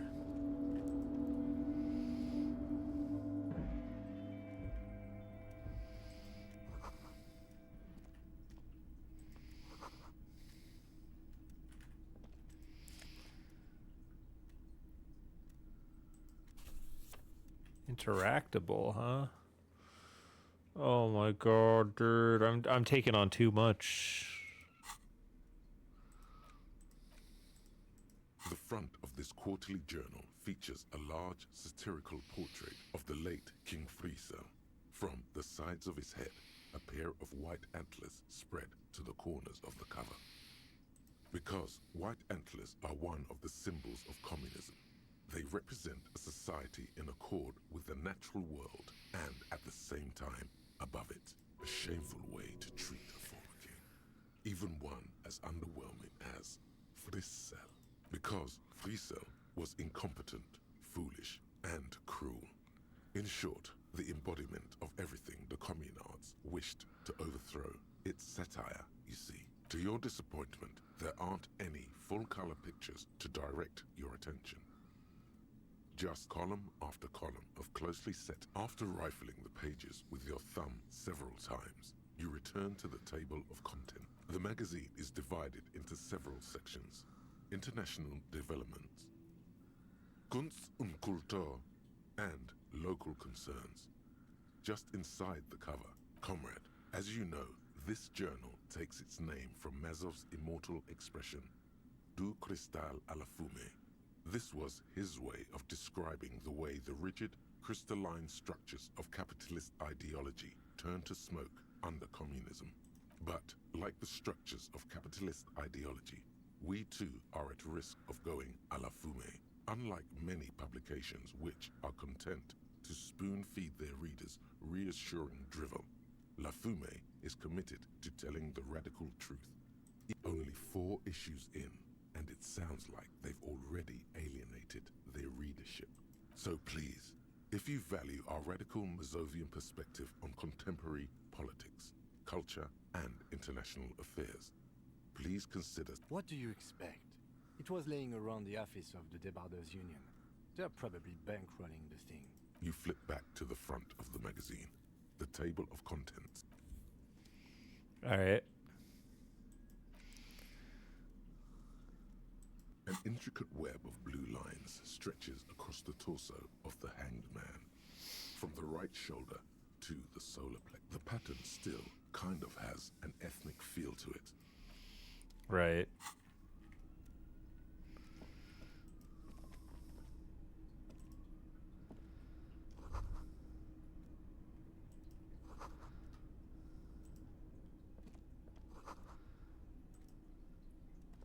On second glance, someone has forgotten to properly close one of the drawers. It's unfortunate for the Union to just leave the... Let's see what's inside, he thinks. The drawer opens smoothly. Hundreds of documents containing logistical data. 2 kinds of transactions stand out. Materials coming into Revachol from the outside world, from Muindi, Grad, and even Ilmara, and the same materials being handed over to companies inside Revachol. Kuldon, Coal City, La Delta, and Jamrock are listed among the many districts where the imports are being sold. Right, so could this yield anything for the It's investigation? hard to make sense of this thicket of company names, dates, quantities, and percentages. You try to focus, but the lines are getting blurry. Look how blurry all the lines on these papers are. How hermeneutics was almost within your grasp, but now only vague letters. The drawer slides shut smoothly. Unfortunate.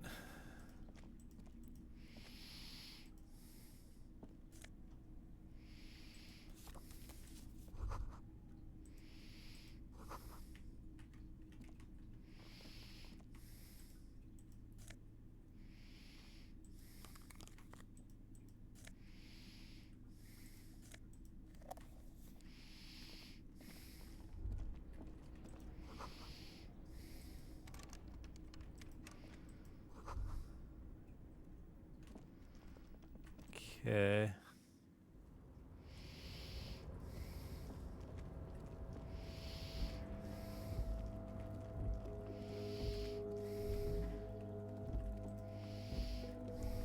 All those empty wine bottles and cigarette butts on the ground.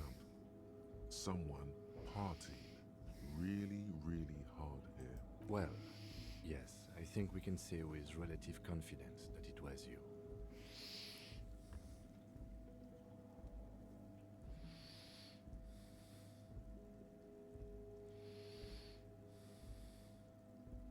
Yes, this scene isn't exactly ripping with joy.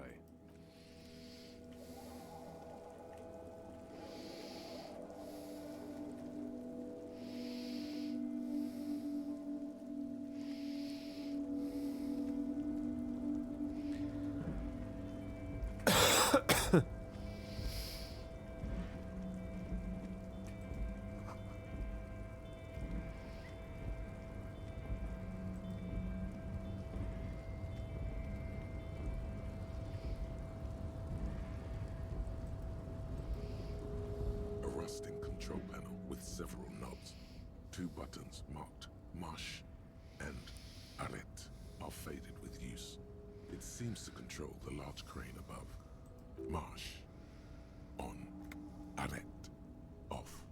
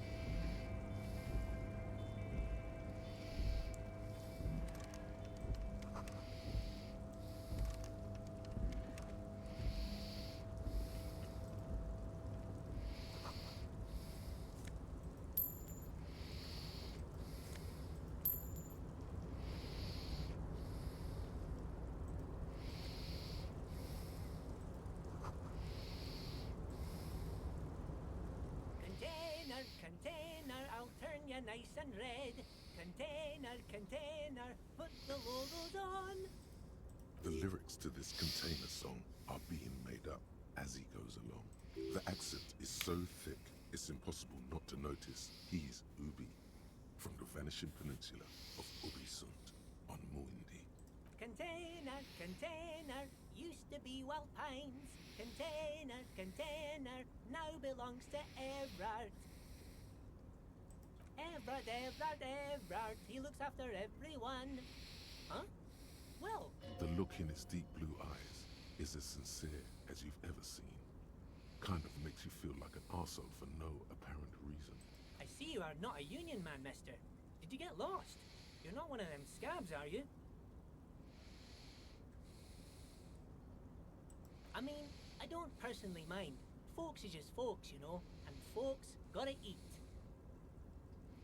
Just some of the other guys don't look too kindly on the scabbing kind, if you know what I mean, mister. Oh, that one. That should be empty as far as I know. Lots of containers here have nothing in them. They're just waiting to be loaded up. Yes, everybody needs a job, and this is mine. I'm Leonard, by the way, Leonard Bellick, but everyone calls me Leo. I'm like Mr. Everett's right-hand man when Mr. Edgar is out of town, and Mr. Edgar's right-hand man when Mr. Everett is away. Actually, Miss Beaufort is the right-hand man, but she's a lady. Who is this, Miss Beaufort? A real pretty lady with a skin like those Douai Sucre candy bars my missus likes so much. Them are real nice to suckle on once the dinner is done and me and the missus sit down beside the radio. But I can't listen to the radio all the time. There's so much to do around here and I'm always busy keeping things running here. Yes I am, yes I am.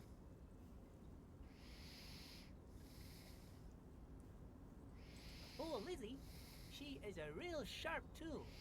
Mr. Everett put her through some fancy school and everything, east of the river. 4 years she was gone, and when she came back, she was all fancy and lawyerly. He respects that word. That's obvious. But she's a real nice girl. Grew up in this here neighborhood. Knows everybody and gets along with everyone. Real pillar of the community one day, I'm sure. For a fraction of a second, there's sadness in his eyes. If me missus and me was to have a child, I'd be real happy if she turned out like her. But she can't have kids. Dr. Lemaitre said so. And she knows about such things. Been a doctor for almost 50 years, she has. So Everett trained a lawyer named Miss Beaufort. Interesting. Yes, this place really seems to run like clockwork. Keep it up, Leo. Well, thanks a lot. Coming from you, it means a lot, really. Sometimes I feel some of the guys don't really get how much I bust my ass for them here. But you guys are alright. The white rectangle on your clothes might not mean an awful lot in Martinaise, but the recognition from an authority figure made Leo's day. Oh, most of the guys are down at the gates, keeping the scabs from coming in. We're on a strike. The whole union is. You don't have to work when you're on strike. Ha! We haven't worked for 2 months now. So no one is working? Not everyone is down there, of course. Mr. Evrard is in his office, where he always is. And Jean-Luc is guarding the gate. But Titus and his boys got into some drunken trouble and Evrard sent them on a nice vacation. For a week or so.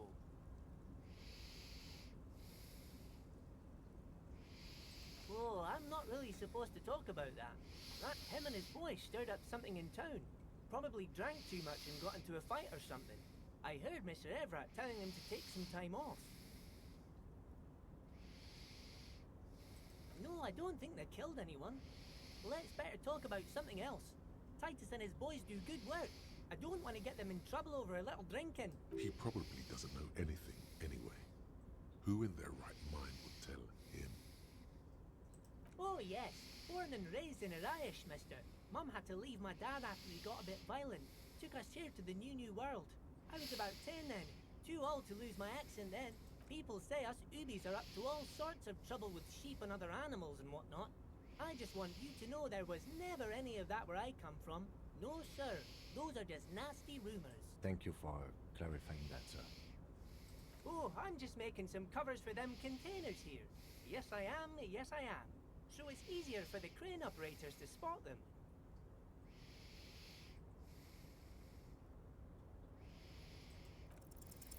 The containers in the yard are green in Wild Pine's livery, and the mountains rising behind Leo is all red in Union colors. It's like some red infection was spreading outwards from the container yard's core. There appear to be cisterns underneath the Union container covers. No, not really. Mr. Evrard doesn't tell me all the big things. Says I go and tell them to everyone. Yes, they are hiding it from the inside. All the red containers have the Debarders Union logo. Oh, I don't know, mister. They say it's some chemicals. Most of them have labels on them, I think. Oh, no trouble at all, mister. No trouble at all. Oh, you want Mr. Evrard then? He's an awfully nice fellow, he is. Him and his brother are both nice fellows. They've lived their entire lives in this here neighborhood. Guys like Mr. Evrard and Mr. Edgar, his brother, are real good guys. Made Martinez what it is today. Mr. Evrard and Mr. Edgar. Oh, Mr. Evrard is where he always is. In his office, of course. Bye-bye now.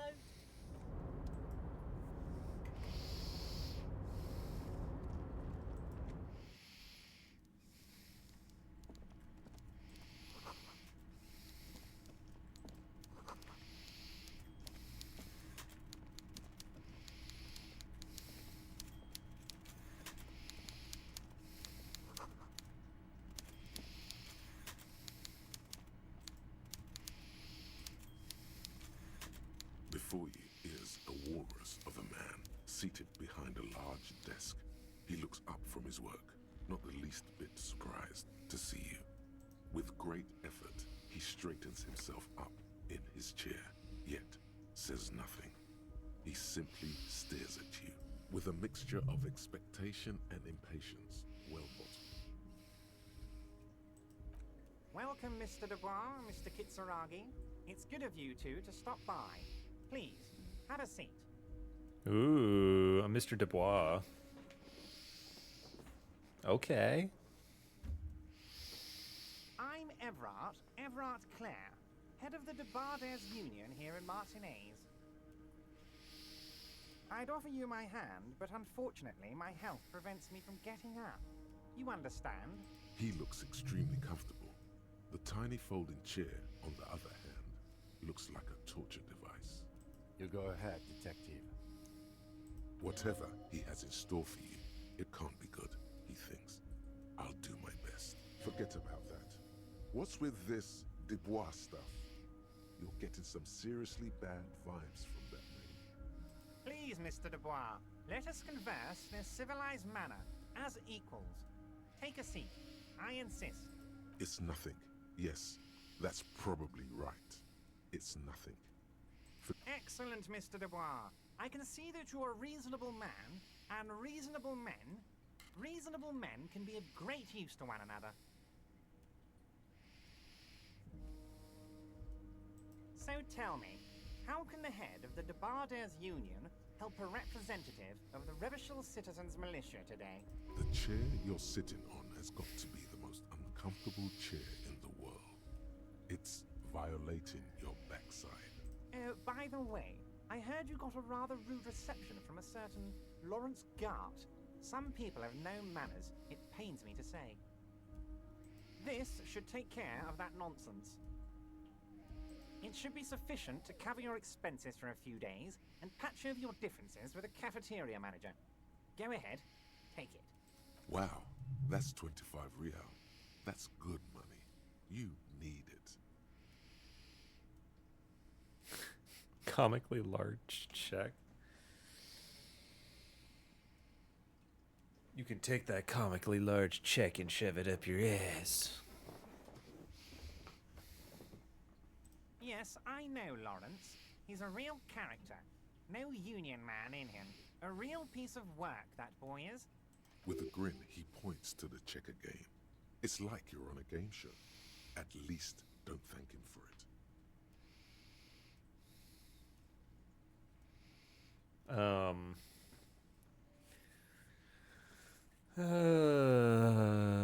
I mean, I do kind of need the money.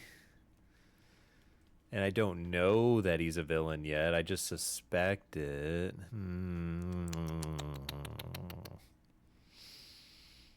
Is there anything you'd like to say to me? Or... No. Cool? I wouldn't go that far. I'm sure there are cooler things than delivering a comically oversized novelty check to a cafeteria manager. But, sure, if that's what's cool nowadays. Now, I'd like to set your mind at ease about one other matter. Your lost gun. Let me assure you, Union people are on it as we speak. I've got my best hounds looking for that lost gun. His slug-like lips move, but all you hear is an echo. Lost gun, lost gun, lost gun. The world is swallowed by a black hole of fear. Only two words escape its gravitational pull. Lost and gun. When he said, "Don't worry," he actually meant, be very worried. I know everything, Harry. Right now, I know that you're worried. Don't be worried. Everything's going to be all right. It's not like you left it loaded. You didn't lose a loaded gun. Local children aren't out there playing with it right now, pointing it into their own mouths. It's in a safe place. I just know it. I have a feeling everything's going to be all right. It was loaded. There were 2 bullets in it. You always keep at least 2 barrels loaded.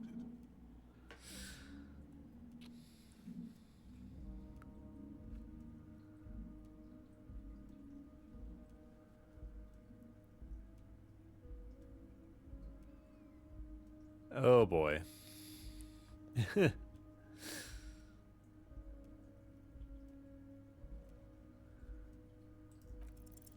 Who does this guy think you are? Ronnie the Rookie? You ain't worried about no lost gun, or unpaid bill, or forgotten name. You're the bad cop. You're probably more corrupt than him.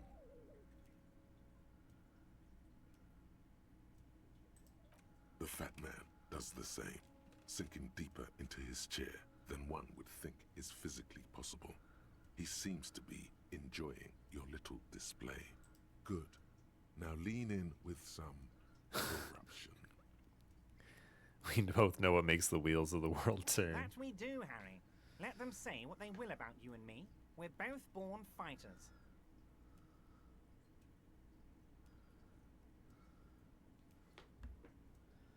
Why, thank you. It's always nice when a fellow professional appreciates your work. That's it. Now kick back and add a final flourish for dignity.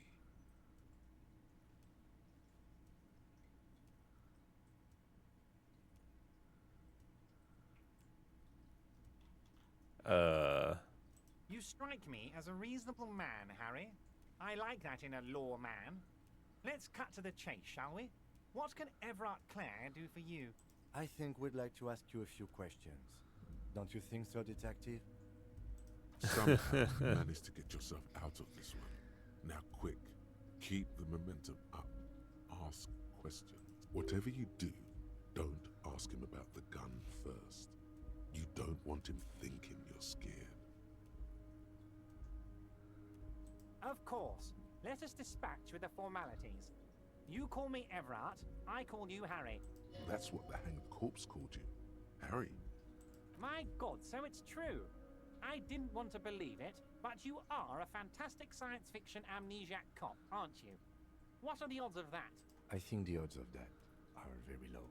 It might be a good idea to hide your confusion. I mean, see what his game is first. So good to hear that, Harry. Apparently my sources were wrong. However, if you did have a spot of memory trouble, I could help you out. With my big fat folder. Words flow like a river of honey from his lips. I guess word has already reached him. No matter. No harm done. It's just a brown folder. You can't make out what's written on it. Are you trying to tell me you've gotten hold of some of our documents? Mr. Kitsuragi, would you mind? Me and Harry are talking about his lost identity right now. Don't just jump to the folder. That's not smart. Shows you're on the edge. Do some probing first.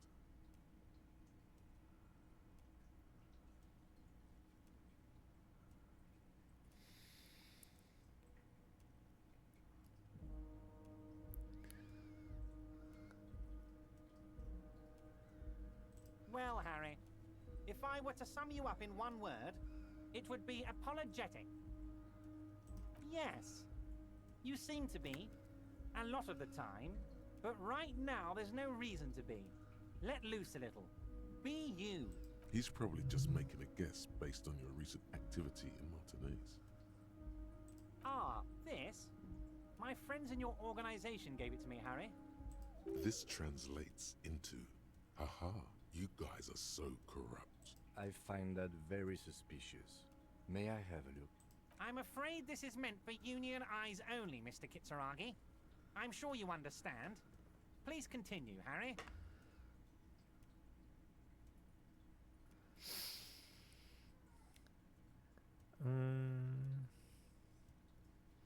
92%'s awfully high. It would be very unfortunate if I failed.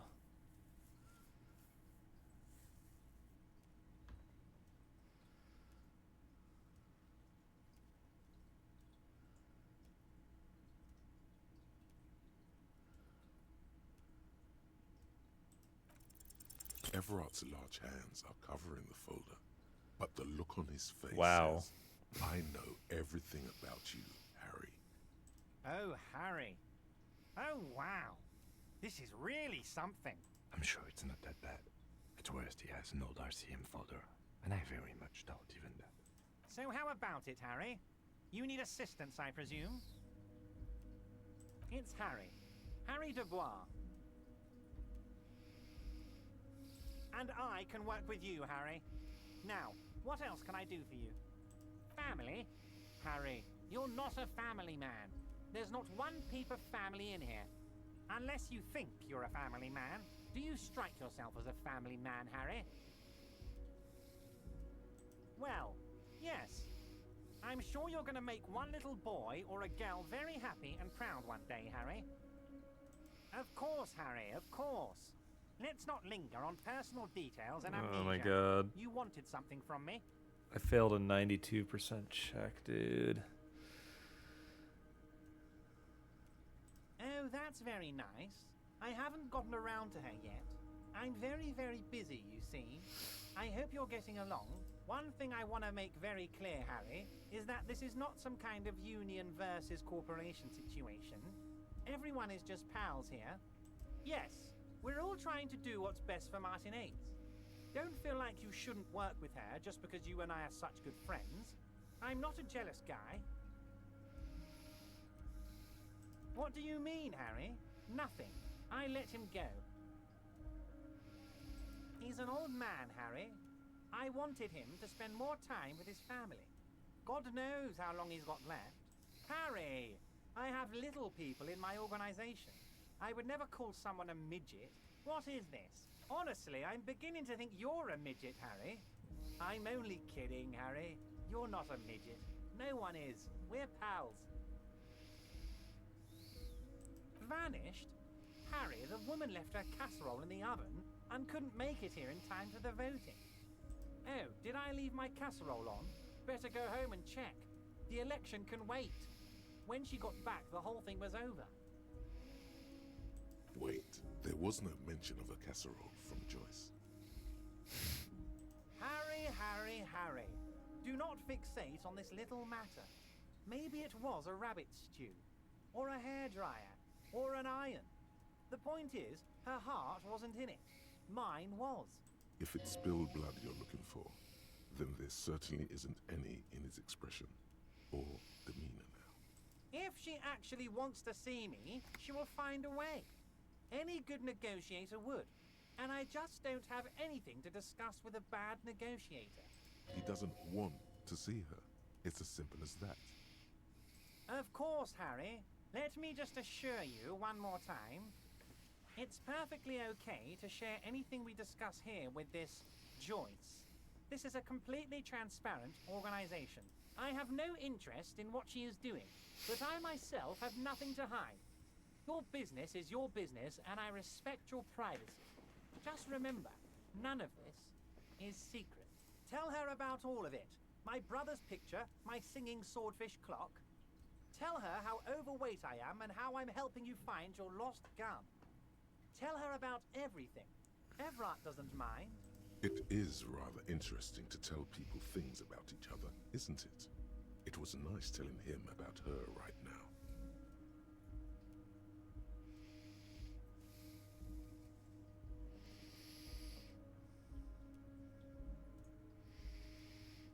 Oh, of course. That's your main thing here.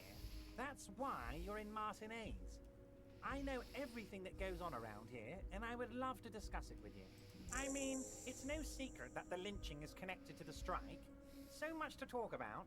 Honestly, it's been weighing on me so heavily.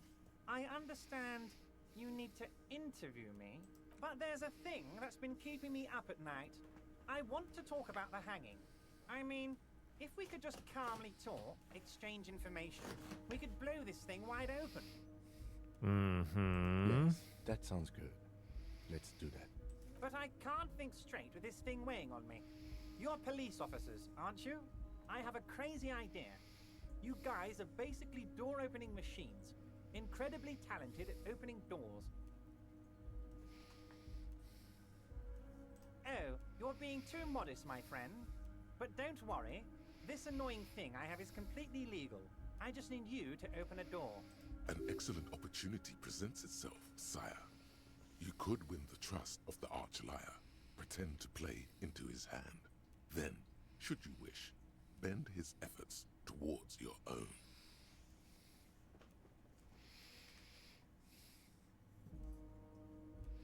Oh, no one's. It's just a weasel. A weasel lives there. Nothing for you to worry about.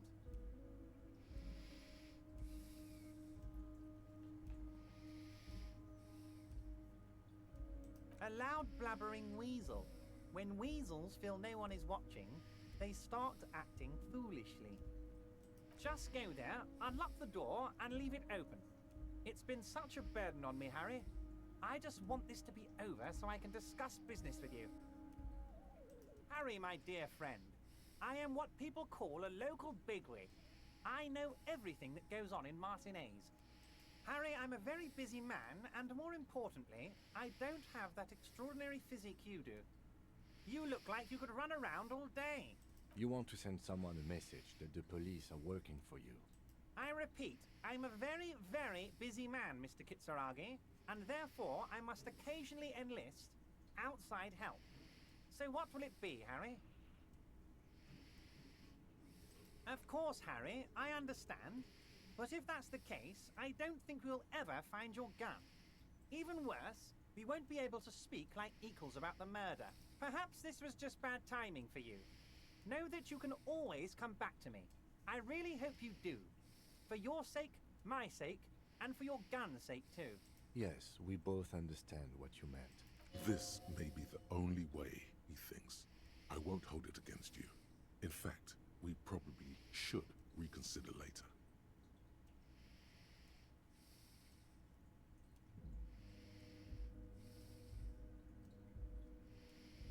Oh, of course. I mean, it's no secret, but there's a thing that... Yes. But I can't think straight with this thing weighing on me. I'm not sure I understand. If you are... Come now. I just need... An excellent opportunity presents itself. Fantastic, my friend. Just let me know you can get the key from Manana. He's down by the gates. Manana's like a free agent in the Union.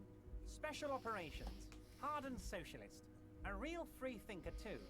He'll tell you precisely where the door is. One last thing, Harry. Just open the door. You don't need to go in or anything. I just want that weasel to come home and see the unlocked door.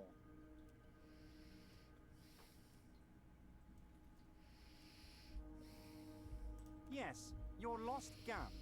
My best men are on it. They're turning every... Your gun will be found, Harry. Let me assure you of that. It's just a matter of time and effort. The only way to find it seems to be working with him. He might even be holding your gun hostage.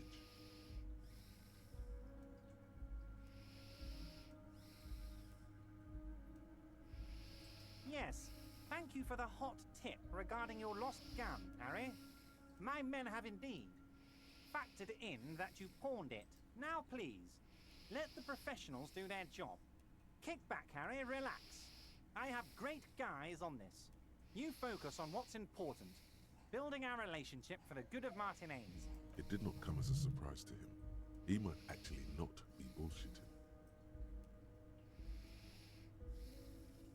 Harry, I was only trying to be tactful.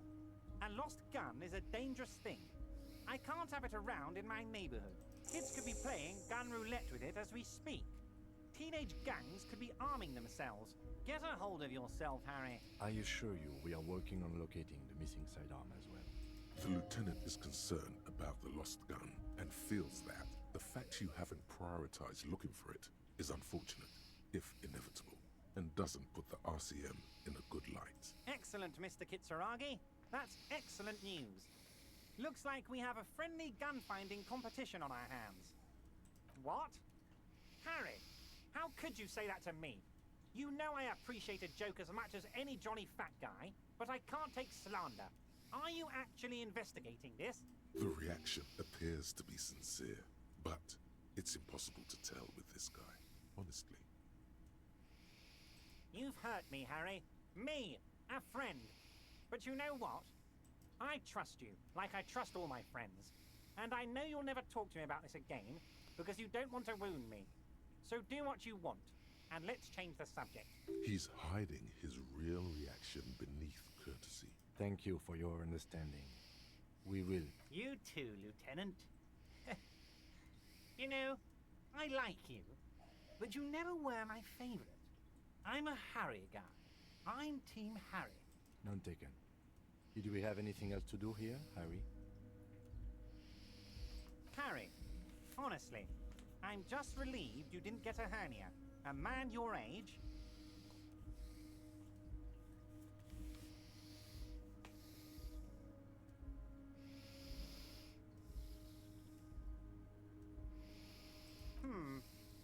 You did look like you were gonna collapse and die when I told you about your lost gun. Anyway, I assure you, I am a very well-informed man. Information reaches me before I even get the chance to request it. Let's hear it, Harry. Of course, Harry, of course. Wait. You need this to get in and out through the gate.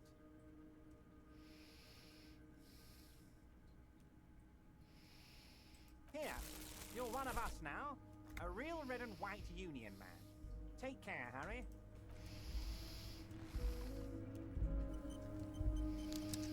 That's handy.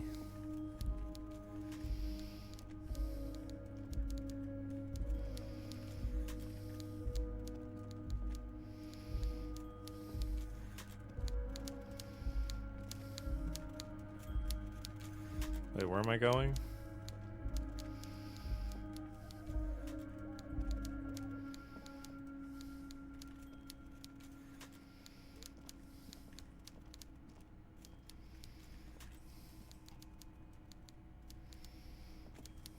Um...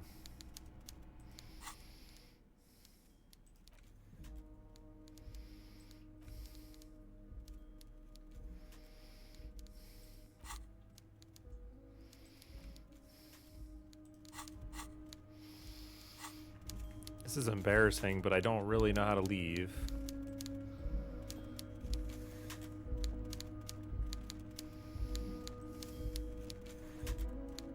Yes?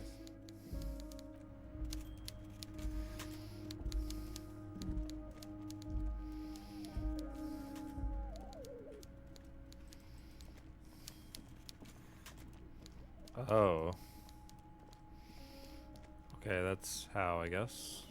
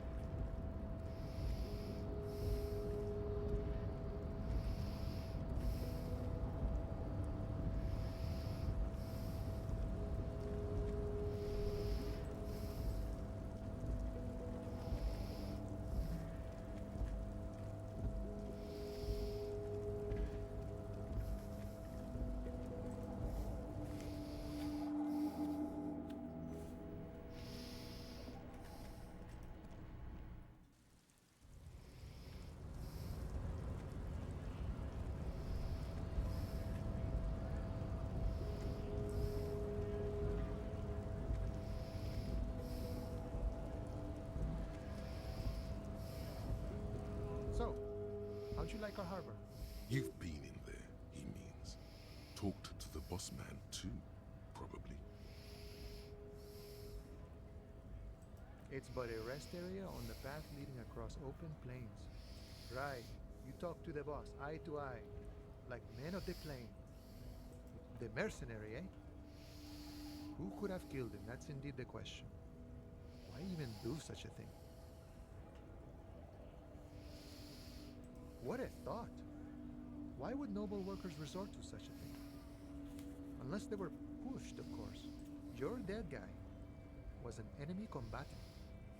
He was an agent of the opposition, attempting to undermine our honorable efforts. I ain't the murdering type, but that's just me. Large organizations like our union have all sorts of men, with all sorts of skills.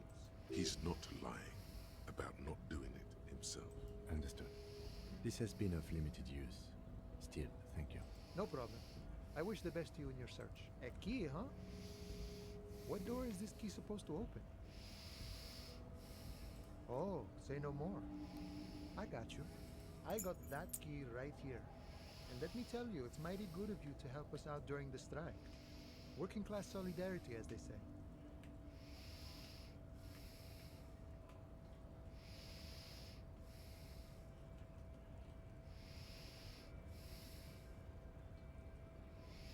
Oh, so the none of the above type, are you?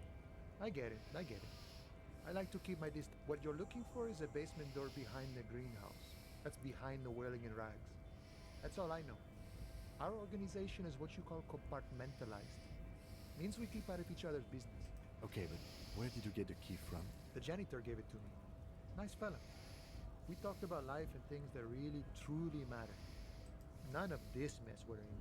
This jiving and juggling. What's it for? To feed our children, I guess. I'm more of a philosophical dock worker. I like to talk about the big picture stuff. He means he's not going to tell you, cause he doesn't know. But he will shoot his mouth off with you now that you're working for Everard. Who he is, and what they're fighting for. We're negotiating our share. Aye.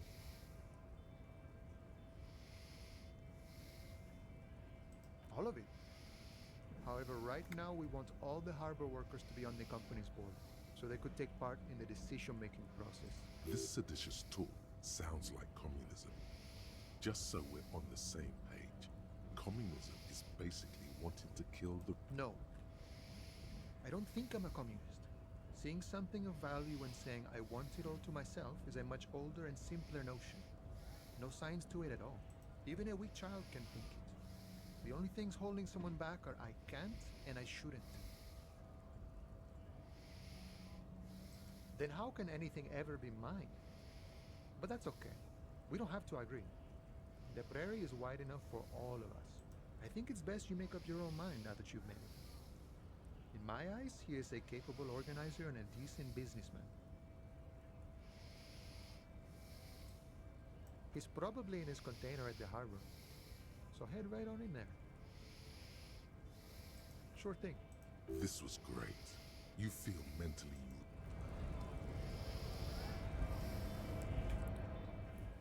Okay, I think I'm going to call an episode here. Oh my god, it's been over 2 hours. Jesus.